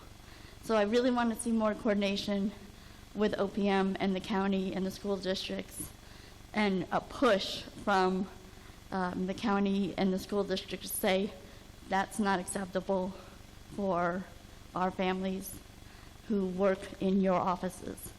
So anyway, thank you. Thank you. So to your first point about preparation for the next snow event, like we mentioned, I think earlier, there will be an after action report, but then more importantly, strategic meeting and planning in real time. We don't want to wait 6 months when everyone forgets. It needs to be fresh so we can think about what worked, what did not work, and then start to build the plan now to better prepare. For the school system, I know they have a 2-hour delay for tomorrow, and we brought up that issue, what you just said. We were talking on the phone late last night about the issues about parents need to go back to work, and if we're closed, what does that mean for the parents in childcare and where they're going to go?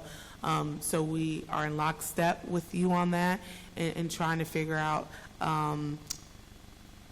moving forward what's the plan and strategy. And I'll make a note of how can we, at least from a government side, there's nothing we really can do from the private sector, but across governments, be mindful of that. So thank you.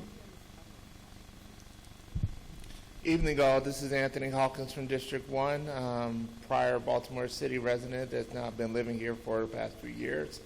And I'd like to speak to the things that I've heard about today that I'd just like to add on to. So as we speak about the cleanup on the streets, I think no one has spoken to the sidewalks.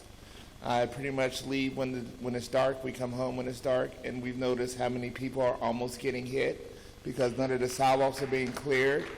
And speaking of sidewalks, we noticed that a colleague of mine is a reverend in Baltimore, and he does a monthly walk to the Capitol for reparations. And I'm now learning that there's a Baltimore Avenue connects from Baltimore to D.C., but there's no sidewalks on it. So for people like me that can't really do the whole walk with him, it would be nice if we had sidewalks up and down Baltimore to be able to contribute to that, have bike lanes, because now, you know, we commute from Greenbelt, and I could actually ride there if I had a bike lane to do so. Speaking of trails, I know that we're very close to Fairland Trail. We go there on a regular basis, and speaking of connecting trails, it would be great if we were able to actually take our dog and be able to get there from here to the trail without having to be concerned with cars and the things like those natures, for the sake of being able to get to that location for the sake of these walks that we do across our neighborhood, because we would like to not have to drive the car as often as we have to do to go to things that are awfully close to us here. So those are the things that we are concerned about. Also, what are we doing in regards to working on competition for our utilities? Our electric and our water bills are way too high. We work in an environmental agency, and we know that there are great means of solar panels outside of the panels that we're utilizing now. We live in a place, because we love the trees there, and it pains us to have to contemplate cutting our trees down to try to be more efficient and be more green to go solar. We know that there are solar flowers. We know that there are a lot of solar siding. There are way more means for us to facilitate this than what we're making available to us as Maryland residents, for us to pursue a more green home to help our part in bringing our utilities down. And doing the research, we see that there's no competition for BG&E. So we look at our bills and see that every quarter coming forward, our utilities are going up, our water is going up, and we don't hear anything speaking to that outside of like a $40 credit. What is that going to do for these $400 and $800 bills that we're getting on a monthly basis? It's going to do nothing, and we need these conversations to be had. Thank you. Thank you. Vice Chair? I'll briefly touch on a couple of things that you brought up. Others might want to speak to some of the other things. The sidewalks, so there's, an abutters ordinance that Businesses that front a sidewalk, they're responsible for clearing those sidewalks. Homeowners similarly are responsible for clearing their sidewalks in front of the residential. There can be fines and that kind of thing. But that's what sidewalk, about sidewalks.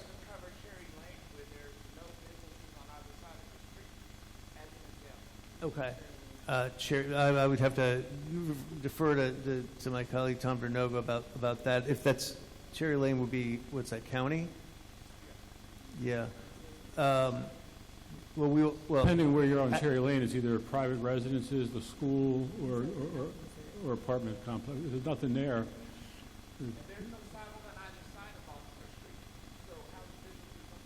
I can't hear you. He said there's no sidewalk at all? He's talking about no sidewalk on Baltimore. Cherry Lane is the one he's talking about. Let's talk after. It would be easier than us yelling back and forth. Yeah. I forget the other thing. Utilities are regulated by the state. We agree that utility prices are too high, and that's one of the reasons we're so concerned about the data centers, because they sap so much energy from our grid.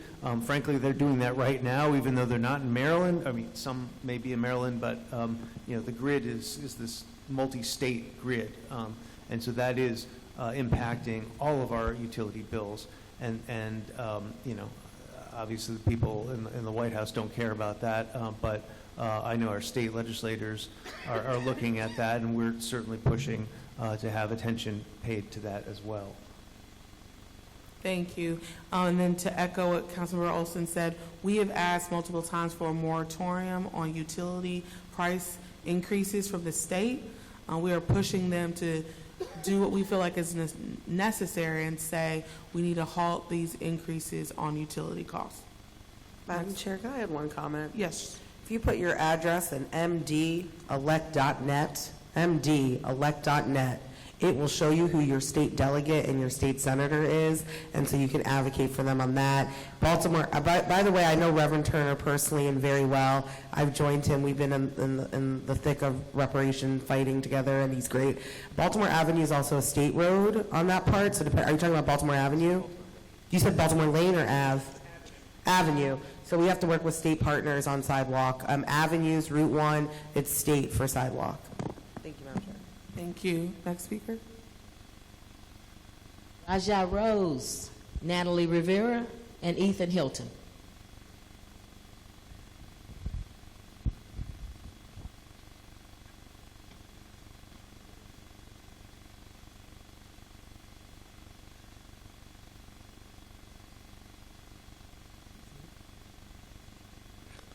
Good evening.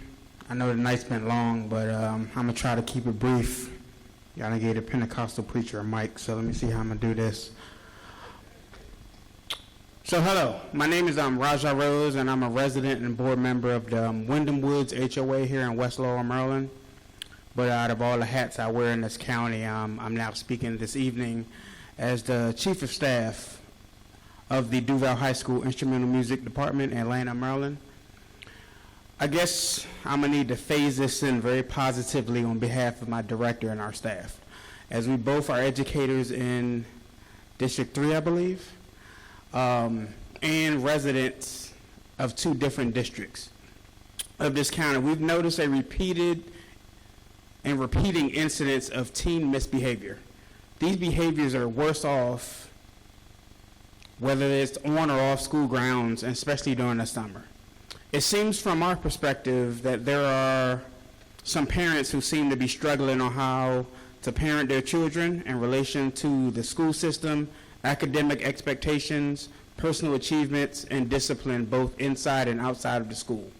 And we have 2 questions for you here tonight. Our first question is, are there resources the county are willing to invest in helping these parents solve the problem?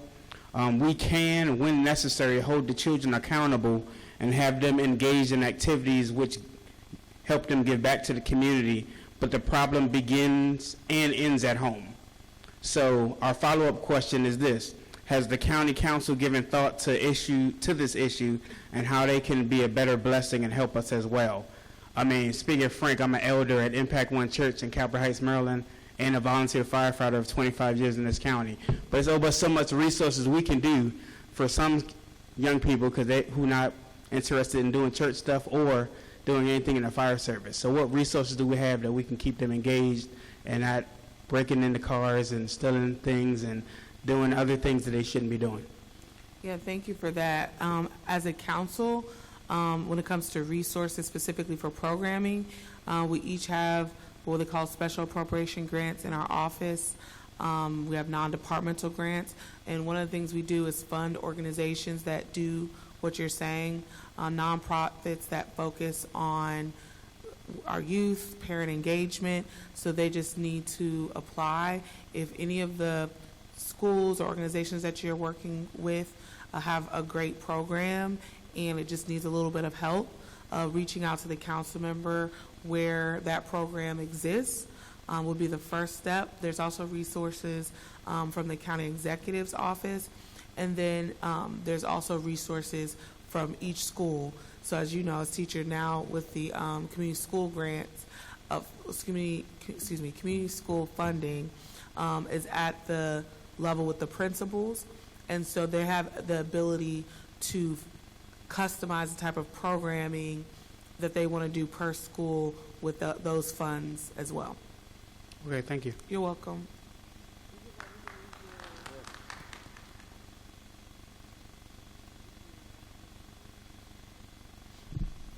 Hello, my name is Natalie Rivera, and I live in District 2. I wanted to bring to your attention that I live near Riggs Road, and on Riggs Road, there are no bus shelters, and I feel like this particular on Riggs Road, like a lot of students take the bus to come to to come to High Point High School, and there's a need to have bus shelters. There's even one bus stop where someone like chained a plastic chair, and I just think it's very necessary. And on top of that, there's a particular street on Ratton Street where you can't even cross because even though there is like a sign and cars are supposed to stop, they don't. So I think it would be nice if we had like either a stop sign or maybe like a flashing light that pedestrians can click on so that they can cross. And again, there's a lot of students here, and I used to take the bus as well, and I would just have to wait there. So I think that's very necessary for the residents that live there. I also wanted to make a comment that even though I live in District 2, I'm really against the mega AI data center in Landover. And even though I don't live in Landover, I care about PG County as a whole, and I care about my Landover residents, and it's not a fair thing to build there. Thank you. If I could weigh in, and I know you're a constituent of Ms. Fisher, but on the bus shelters. So last year, I was the chair of the Transportation Infrastructure, Energy, and Environment Committee, and during the budget process, we were able, and with the support of then Vice Chair, now Chair Oriata, and former Chair Burrows and others, we negotiated to increase there were 45 bus shelters built into the budget, and we were able to increase them to 70 bus shelters across the county. So if you have a place that you need a bus shelter, please, Ms. Fisher's staff is here somewhere, or maybe they're outside, right here. So please identify those spots, and then her office can report those to the Department of Public Works and Transportation, because there's nothing worse than having people waiting out in the rain and the elements with a baby stroller or senior, or it's unacceptable. So we need to have more bus shelters than that, but thank you for raising that. And I know you can also bring up to Councilmember Fisher's staff the crossings, the places. That is a state road. Riggs Road is a state road. And we actually have raised this with the Secretary of Transportation previously, maybe not the specific places, but we've talked a lot about Riggs Road and the need for more sidewalks and the need for crossings. Ms. Fisher. I was like, I'm not going to talk anymore, but I'm so sorry. It's so nice to see you. And I do want to credit Councilmember Olson. When we do our big letter of ask to State Highway, I think I've been like advocating, I'm not going to say screaming, but advocating about Riggs Road because I've walked it, I've fallen on it, just advocating our community for it, and so it is there. So I also encourage, and he already knows, and he's doing the best he can to also advocate with Senator Augustine, so we know that. And Riggs Road is, it's just, I would love sidewalk all the way down Riggs Road. It's just a main corridor, and it's tough. and it's been a struggle. So if you don't mind getting with Jesse so I can advocate for that, I appreciate you. Thank you. Thank you. I appreciate your time. Thank you. Next comment or question?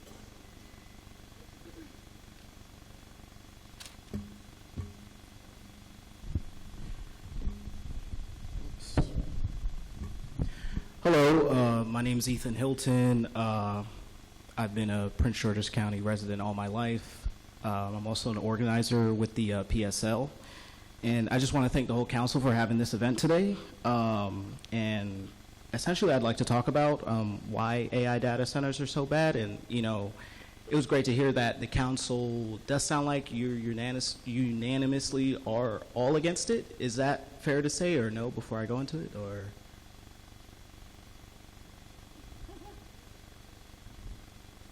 Well, anyway. I'd say that we're all against the one at Landover, but I don't think that one is happening anyway. When we were talking about access to energy, they can't get the energy to that location. The energy is, the electricity is on the other side of the Beltway. And the Right. cost to the company to tunnel under the Beltway is just prohibitive.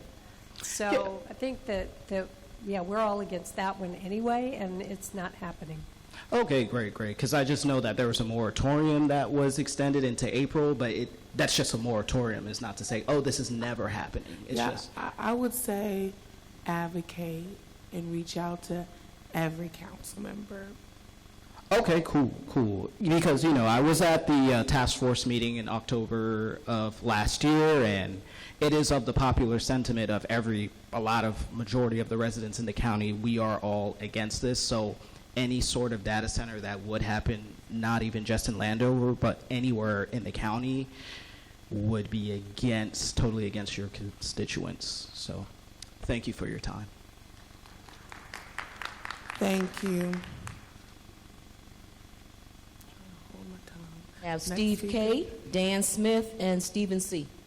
Are you still here? Okay, come on over, please. That no one, well, come on down. Yeah, come on down.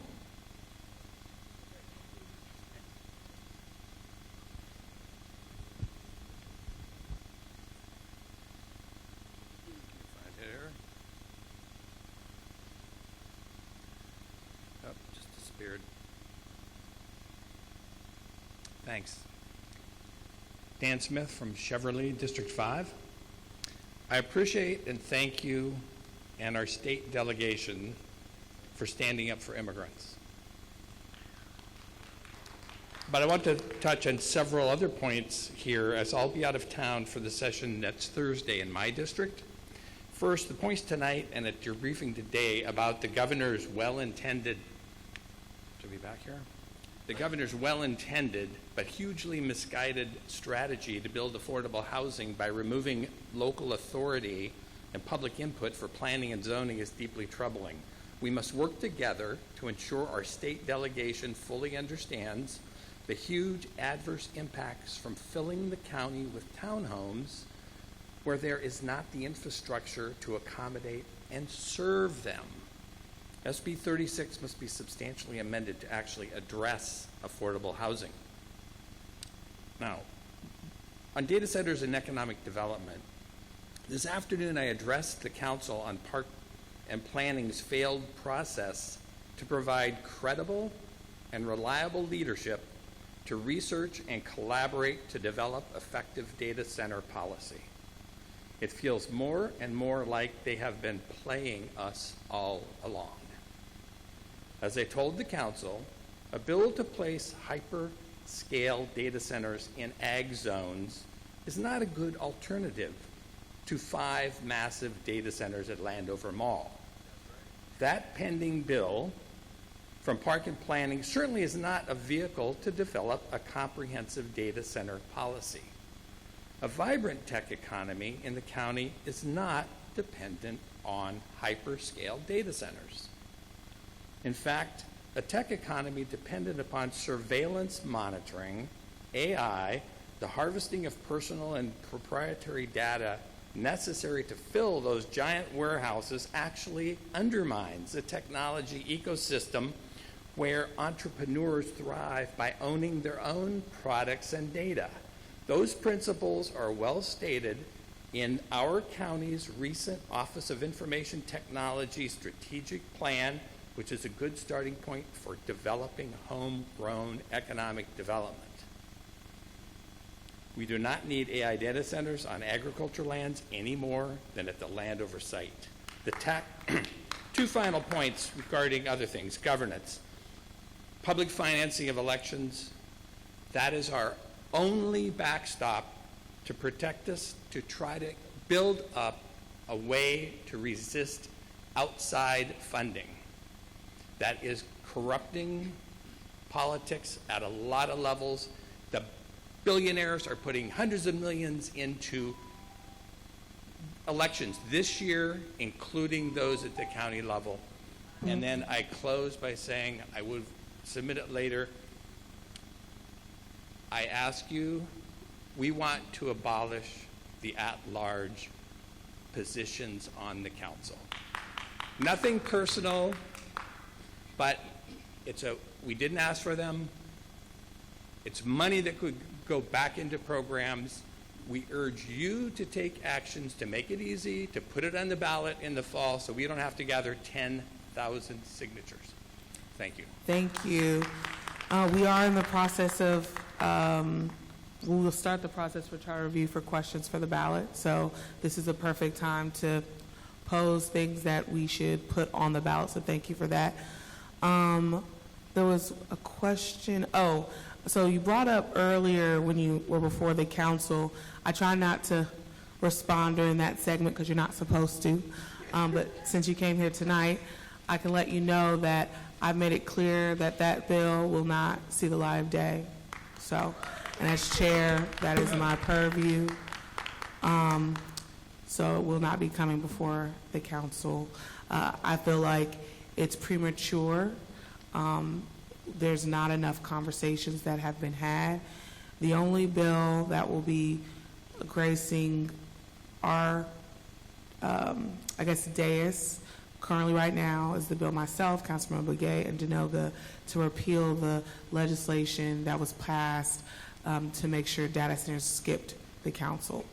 So that legislation I've presented. I've sent it down to the planning board, but I think there's more discussion that needs to be had before any other legislation is heard before this body. So thank you. Next question. Oh, did you, Tom? Okay, thank you. Well, good evening. My name is Stephen Chisano. I live here in Beltsville, and I want to be the second person tonight to bring up sidewalks. Tom Dernoga knows what I'm talking about. Like the one lady that talked about for full access for county members, I want to ask again that the 4100 and 4200 block of Selman Road, that's Selman at Montgomery, right next to the new fire station or the police station, be put in. Now, all the rest of Selman had curbing or sidewalk put in during COVID.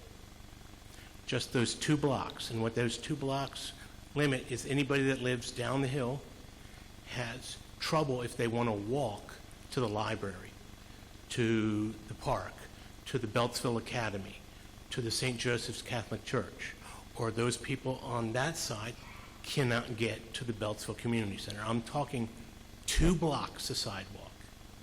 I brought this up. I've even arranged that it can be paid for with private funding, but I haven't had to. I said, okay, to do that, we need to how much it's going to cost. I can't get anybody in DPW to return my calls or even talk to me. So when I routinely check in with Councilmember Dernoga's staff, I hear one of 2 things. We'll get back to you, or I'm moving on to a new job. Here's the new person you can talk to in Dernoga's staff. So I would hope that after 10 years, we can at least identify the specifics that would need to be done, the cost, maybe even explore a private funding for 2 blocks of sidewalks so we don't have another fatality from someone trying to walk and then getting hit by a car. Yeah, Steve, I think the problem, I'd love to put a sidewalk there, and I'll go to DPWT and try to advocate for it, but I think the problem, and maybe you've solved this problem, is it's essentially all private property, different homeowners, and as I think as Ms. Ivy related, a lot of homeowners don't want sidewalks in front of their property. Now, arguably, not even arguably, it's probably a county right-of-way. The other side of the street, as you know, is federal property. We can't do Yes. it there. But we will get with DPWT and you and try to figure out if we can get it done in that location. I know it's very dangerous along there. All right, thank you. Okay, Marcia DeBolt, Wadi Ahmed, Teresa Cullen, and Noah Waters.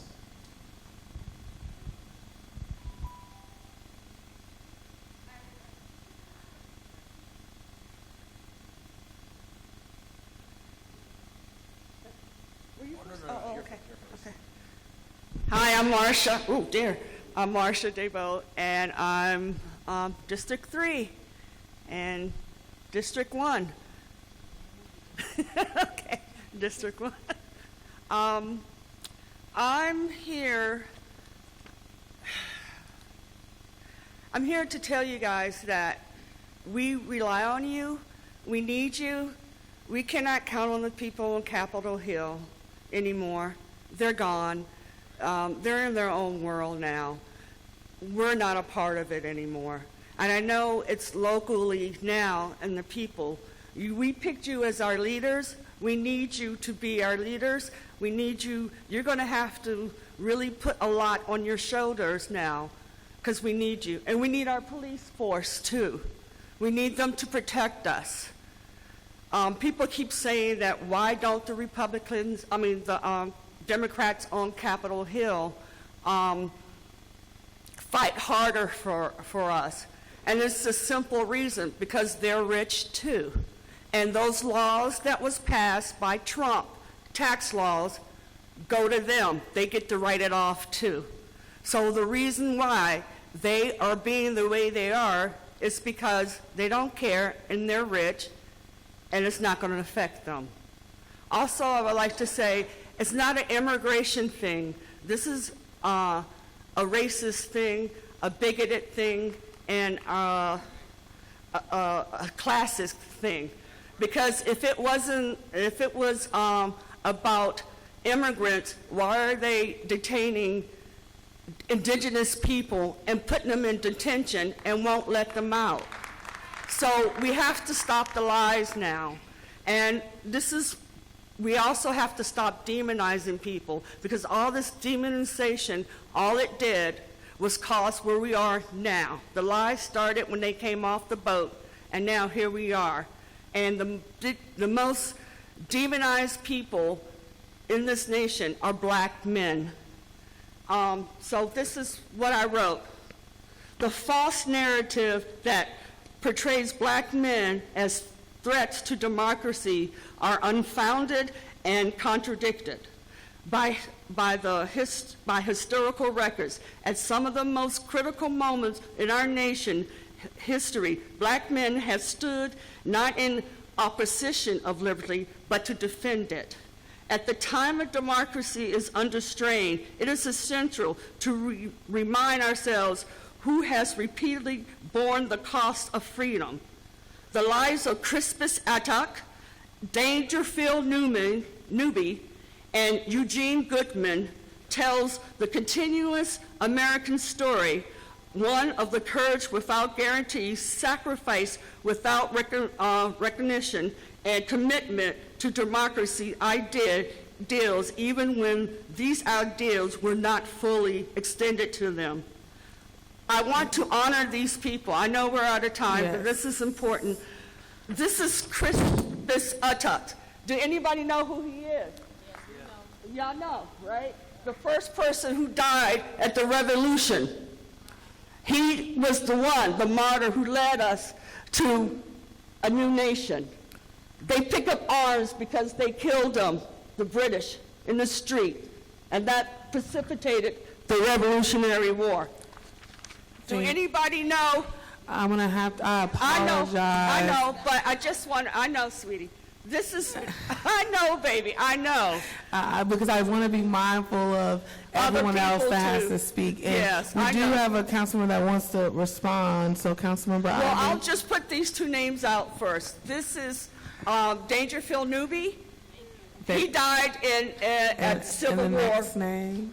And we all know Eugene Goodman. Okay. Thank I know, you. sweetie. All right, question. Appreciate you. I have package, so, okay, Thank you question. for your passion, Mr. Bolt. Uh-huh. I would like to say a couple of things. One, my father was a Buffalo soldier in World War II and Yes. the Korean War, and was highly decorated, had the Silver Star, Bronze Star, and 2 Purple Hearts, which no one wants, by the way. So I understand what you're saying about black men bearing the brunt of that kind of thing and not getting the benefits, because he certainly came home to a country that did not welcome him with open arms. Yes. And my parents couldn't even live in Maryland because she was white, he was black, and it was illegal here. So they had to live in D.C., and that's where I grew up until I was 15.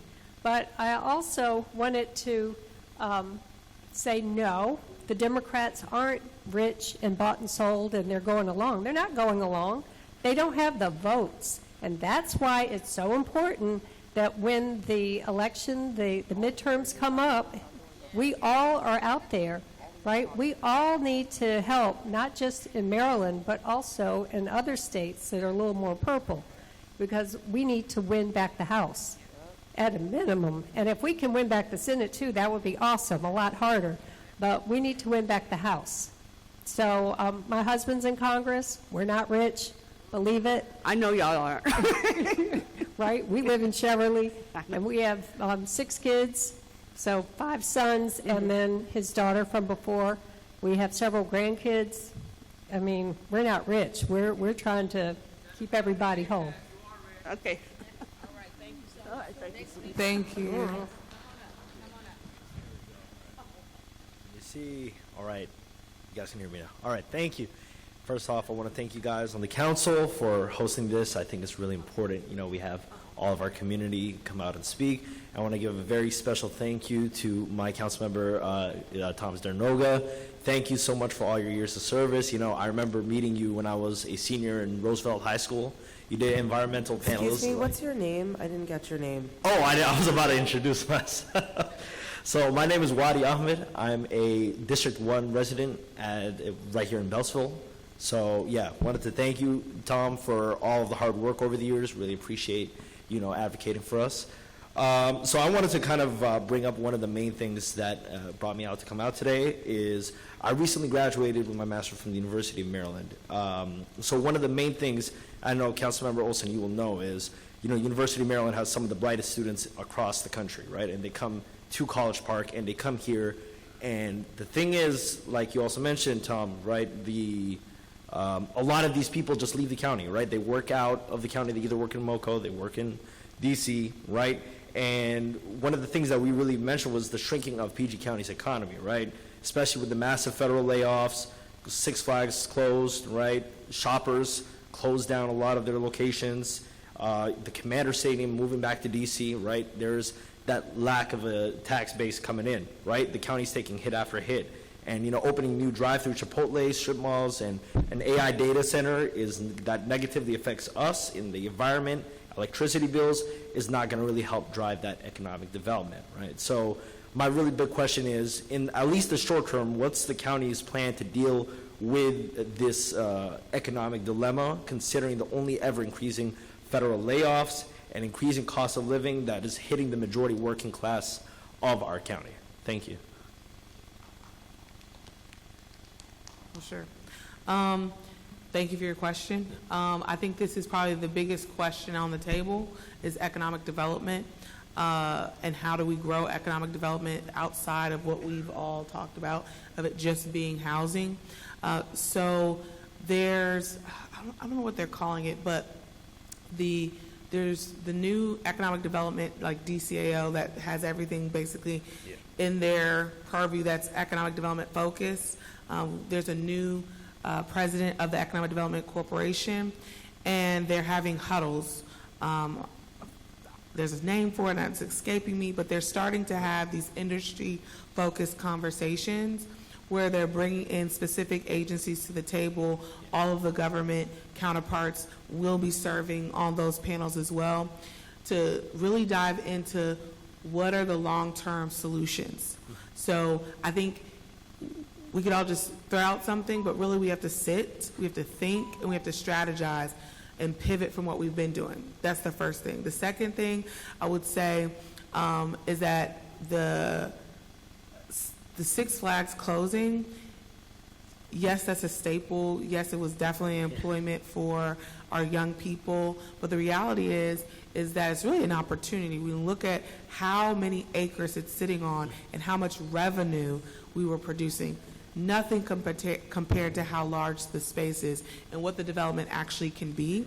So right now we're looking at that location and the stadium and the Blue Line corridor.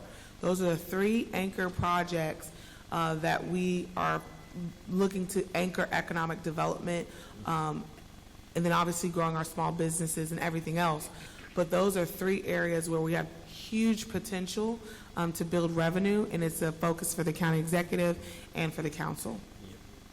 I just wanted to say one quick thing, right? I know with the biggest thing when it comes to like the Blue Line expansion or any type of metro work, right? It usually takes a lot more time, right? So I think my question was mainly focused to kind of address the short-term, like immediate, like effects of these federal layoffs and a lot of these economical opportunities leaving the county. I think immediate, the immediate things are a few. One, we're working on tax incentive legislation on the state. One of the barriers when I was looking at how, in my district, we don't have a lot of sit-down restaurants at all. I represent District 7 inside the Beltway. And I went to look at incentives, like if a shopping strip would give their space to a sit-down restaurant, what kind of incentive can we give? We didn't have the ability to do it. So I think one of the short-term things is the legislation that we have on the state right now just around incentives.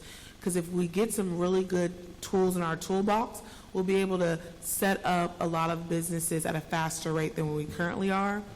The second thing is the permitting process. One of the things that the county executive has done is looking at some mass scale projects, especially how to shorten what used to take 6 months to, I think, what was it, 10 days? So there's a goal there because that's a huge barrier. If someone can go invest in a development or a business that they're building in Virginia or somewhere else, they're going to do it. And then the last thing I'll say is investing in entrepreneurs, because a lot of people are leaving the federal government and starting their own businesses. So really looking at how FSC, is it FSC, right? FSC, the Economic Development Corporation is, and our procurement processes, right? To see how we can stand up small businesses. And Eric, did you have something you want to add? Yeah, I was just going to say, we also have been working very closely with the University of Maryland to try to make sure that, there's a lot of businesses and a lot of innovation that happens from the research that happens at the university. And until about 10 years ago, when those things would happen, those businesses that would be created would go elsewhere. They'd go to Northern Virginia, they'd go to Montgomery County, they'd go to Baltimore, they'd go somewhere else.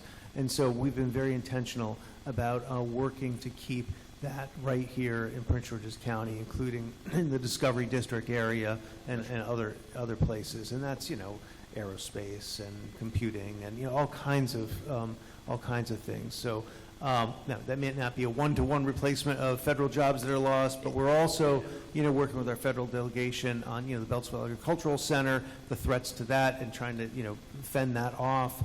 The FBI headquarters, the state, and the county is suing the federal government over that. Those are jobs, 7,000 jobs. So we've been very much engaged in all these jobs. Thank you. Thank you. Thank you guys for your time.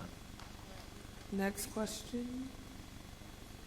And how many more questions do you have? Ooh, last two. Hi, good evening. I'm Teresa Cullen. I'm the executive director of the Alice Ferguson Foundation, Hard Bargain Farm, but I grew up here in Adelphi, and I remember fondly walking along Riggs Road. Never has had sidewalks. Get yourself to the Adelphi pool, or cut yourself through that cemetery, right?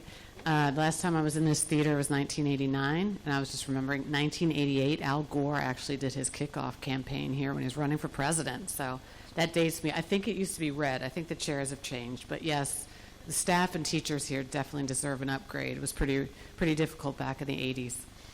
Anyway, my parents lived in Adelphi for 53 years. Juanica Fisher, thank you for supporting my mom and her community. And Mr. Dernoga, you switched. Louise Cullen, the redhead. She's at Riderwood now, which is part Prince George's, part Montgomery. Anyway. My father had Alzheimer's. You mentioned Miss Ivy. When that happens, he was walking on Riggs Road, and we were getting calls from the police. So anyway, I bring up to say to you today, I'm here about the work that I do at Hard Bargain Farm, which affects all the children of Prince George's County. Today I was on a call with the Schmidt Center. Full staff were there. Unfortunately, we're getting funding cut through the Prince George's County school system, and we won't have our 2-week program that we've been delivering to teachers for the last 20 years. Schmidt Center is also asking for the 5th grade overnight program that we take on additional 4 schools. Because of those closures, they have not had their overnights. So we work and see at least 20 schools from Prince George's County. We had a federal cut of we stored Piscataway National Park, and federal money has now been closed, and that money was serving Prince George's County middle and high school students. We used to run a green school, green team here at High Point High School. So we are all over the county supporting all their districts. We also are trying to work with Parks and Rec because of their wait list to get children transported to us for day and overnight programs. I ran a boys camp for the District 9, but it included boys from all over the county. Juanica, Ms. Fisher, and I were working on trying to get a girls' STEM camp. We can do water robotics with the girls. We have day and overnight programs. I'm here today because we've been a nonprofit in the county for 73 years. We finally received a charge award in 2025 through Parks and Rec, and I know it's your recommendation to them, and it goes through a process. But this year we received nothing. We tried. We were told that the grants process was going to be more transparent, but I've heard nothing. I've been trying with several people in the district to try to get some answers. I finally got something on Friday when I called to say, hey, we've got a van stuck on Bryan Point Road, and I did get a call back from my district. But at this point, without funding support through the Parks and Rec grant, whether it's for parks to store our 330 acres and 50 buildings, if we continue not to get funding from Prince George's County schools, which is going to happen, and the federal, we're not able to serve the students and the county. And we are storing and keeping that green space. There's 5,000 acres in the District 9 region that's a national park, and we're part of that history and legacy. So I'd love to hear a little about Charge Award Grant, and Ms. Oriata, how you as the county council at large is going to or county council overseeing the process. Do you mean project charges? Yes. Okay. For last year, just so I can understand, are you saying that you all were not on the list at all, or you were on the list? We have no idea. In 2025, we received $40,000, and then we, asked again, but we've never received it before. It wasn't like this hit and play. I keep hearing people are like, oh, it's the same groups that keep getting it. We got it one time in 73 years. And then this year, we were very hopeful that we could get the funding again, and nothing came through. No information, nothing. Okay, so I can tell you historically how at least the project charge grants work. So what will happen depending upon your district? So there's two ways to look at it. Each council member will advocate for specific organizations to be put on the project charge list. So, and what was the name of your organization again? Hard Bargain Farm, Alice Ferguson Foundation, Accokeek, District 9. So I can go back and look at the list to see if your organization was on the list. Because we did get some complaints from organizations who we did put on the list. They were funded, but they never got contacted by Park and Planning. So I want to see if that was the issue. It's not, we're not on the park and planning list. Oh, so you know you weren't on the list? For 2026, not Got on it. the list. So the best way then is to advocate through council members, because that's just how it works for grants. Each, specifically for project charges, every council member will come to the table advocating for a list of organizations, for a certain amount of resources. And the reality is, if that you're not on any of those lists, that's the starting point. The starting point is council members submitting you as an organization to be considered. The best way is to meet with different council members, invite them to the events that you do so they can learn more about the organizations that, sorry, not the organizations, the work, that you do, so that they can be a champion for your organization. Right. I'm looking at some of you who know our organization and have been on site. And Ms. Oriata, I invite every year to an event we have in the fall. I'll invite you again. I hope that you can join us. Yeah, I definitely will try. And I don't think I've never seen an invitation. That doesn't mean you haven't sent it, because it just might not have made it to me. But I definitely would love to come out and support and see what you guys are doing, at least in that way. I will be very transparent. For me, I advocate for organizations that do work in my district, or definitely know that there's a pipeline for students for your program in District 7. I'm very vocal about that. That's very important to me, because as you stated, my district had never got any funding for decades of project charges, 0. And as of today, my project charges have still not gotten funding. So I'm very adamant about the kids in my community and how they've been left behind. But you have council members that you say know the work, and hopefully they can put you on the list. And definitely I would love to come and see what the work you do. But if you could submit the data for the kids in District 7. Yeah, so I wrote to you and your staff for last week, and so I'll make sure that I'll follow up with your chief of staff. Mm-hmm. Thank you. You're welcome. Ms. Ivy, do you want to say anything? Just one other thing. I remember you were looking for commercial kitchens. You made a big push that the county needed more, especially in southern Prince George's County. And I know we have DPI here. I work tirelessly to push through DPI to get permits, even to do a basic event called Pinot on the Potomac was one that we were working with locally with the Wine Association. It has brought me to my knees as an executive director to go through the process of just putting up a wedding tent to have so we're not doing it anymore. It's just too expensive. And our roadways, we're back on farm roads. The weights are so heavy for the tents and all the requirements that it's not attainable. I say that to you as a small nonprofit, and there are many of us in the county going through the DPI process. Is the same momentum portal that you would do for a tent that you would do for a building. But to try to get a commercial kitchen, I would love to, because we feed children, and that's part of their overnight with us. And also our summer camps are overnight in order to provide more locally sourced food with them. So you all do great work. Thank you. Thank you. I'm glad Appreciate you could recognize us. Thank you. Thank you. Chair? Oh, she has you on your list. Go ahead. Next question. We do have Noah coming up, and we did have one more speaker after him, Diana Torres. That'll be the last one. Thank you. Hi, my name is Dr. Noah Waters. I think some of you know me. Move closer to the mic. Okay, if you can hear me. Yep, thank you. Some of you know me. I'm the former mayor of the town of Eagle Harbor, which is District 9. Also, I'm a candidate for the county council at large. I think you know that. And first, I'd like to thank you for standing up to ICE. Thank you for doing that.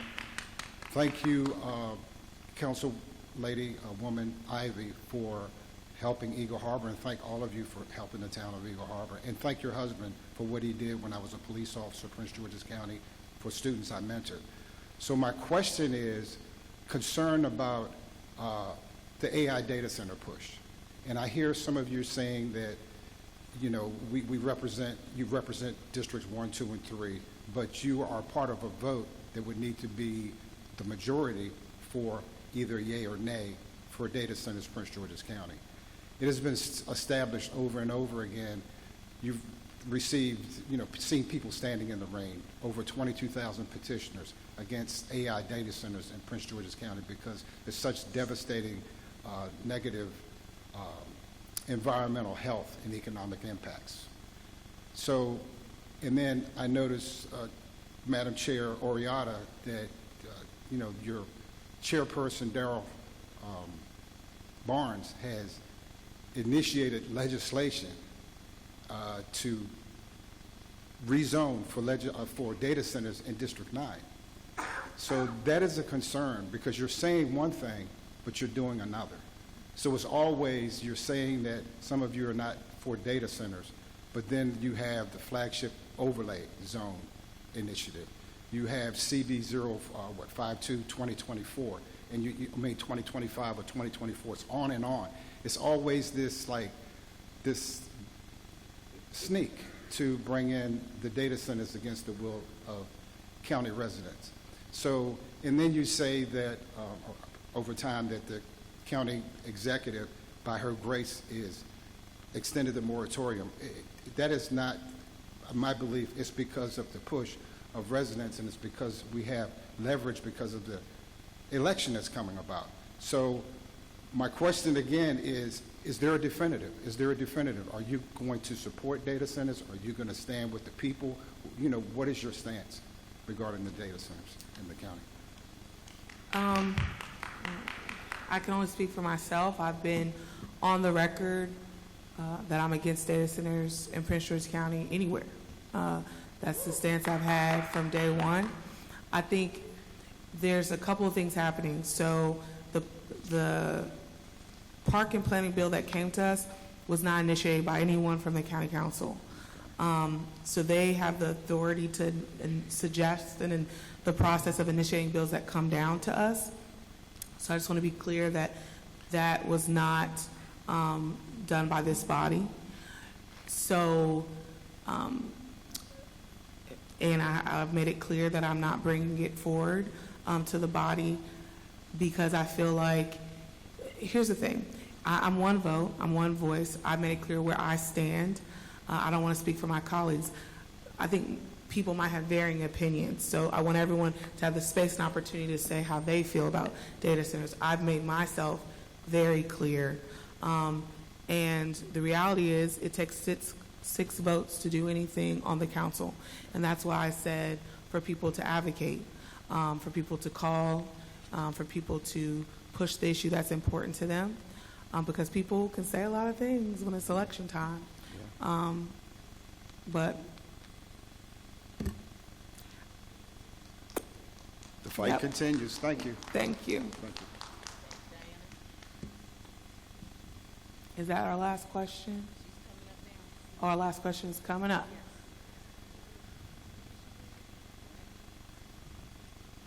I know you. How are you? Good evening. I'm great. How are you? Good. Yes, my name is Diana Torres. I'm a District 1 resident. I live just up the street in Beltsville. So my question is kind of related to what the previous gentleman brought up. If the data centers don't materialize, the idea was that they were proposed as a way to offset budget shortfalls. So what is the alternative strategy in case data centers aren't happening? Because I haven't heard what those would be. I'll take it. I would say that I think that's a great question. I just really do, because when we see, for me, I'll just speak for myself. When I see a ton of legislation that's going to cost a ton of money, I heard suggestions of cutting our law enforcement for other things. I mean, the county is $6 billion. $3 billion goes to schools off break. Okay, the other $3 billion is your CIP, all your agencies, and everything else. And then think about all the long-term pension we have to pay. So I think we're open. I think you saw, there was negative things, positive things. I wasn't involved in it, but you saw the spheres coming to National Harbor. Some people are excited, some people are not excited. I just remember, there's an old school picture when Eric used to have a ponytail. Eric and I were at, he used to have a ponytail. We were at University of Maryland. I was a student. That's how far back Olson Fisher goes. We were at a rally fighting for Purple Line. Nobody wanted, there were so many residents that did not want Purple Line.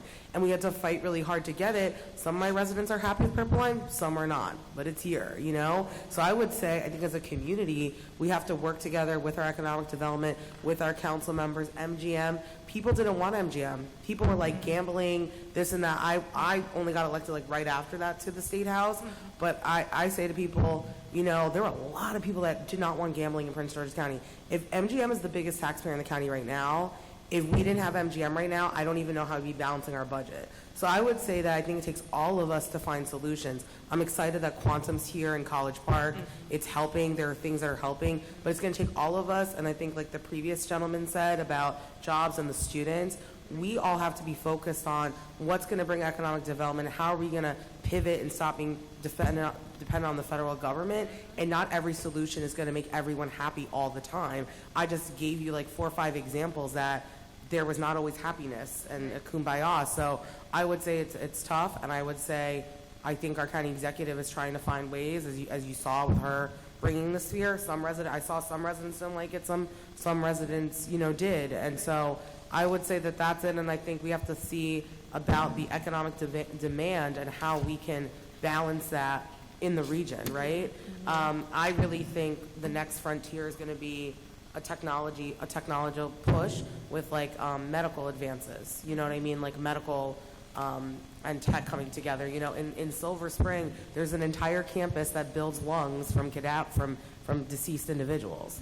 Those lungs get literally driven up BWI and flown all across the country in the middle of urban Silver Spring. They are rehabilitating lungs to go into people. So, you know, we have Johns Hopkins, we have University of Maryland Hospital in Largo. I think in like the healthcare field and the health needs in our county, I think there's a lot of space there. You know, I always tell people Prince Georgians are dying from either a gunshot or heart disease, right? So there's a lot of space in there, I think, for economic advantage, but I do think it takes all of us, and not everyone's going to love every solution. Thank you. Thank you. So I want to thank, everyone from the community that came out today to let your voices be heard and be part of this collaborative listening process that we're doing across the county. I want to thank the staff from the council, legislative branch, for staying late and making this possible. I want to thank my colleagues for coming out and participating. Our next session will be on Thursday, 6 o'clock. Where? Glen Arden. So if you know someone that wasn't able to make it tonight, or you just love seeing us and you want to come see us there, that's where we'll be. And again, we will be taking notes from each of these sessions, and we will be collecting the data from the survey. And at the end, there will be a publicized report that synthesizes the comments that were said in person, and then we'll have the data points from the survey. And we will be using that for conversations in all of our committees. We'll be using it to look at the legislation that we want to prioritize. Hopefully it will convince some of my colleagues on where they should be on some issues. And hopefully it will make you feel like part of the process. And you can see the conversations that you have with us here actualized to real change from a legislation and a budget process. So again, thank you all for being here tonight, and we will see you soon.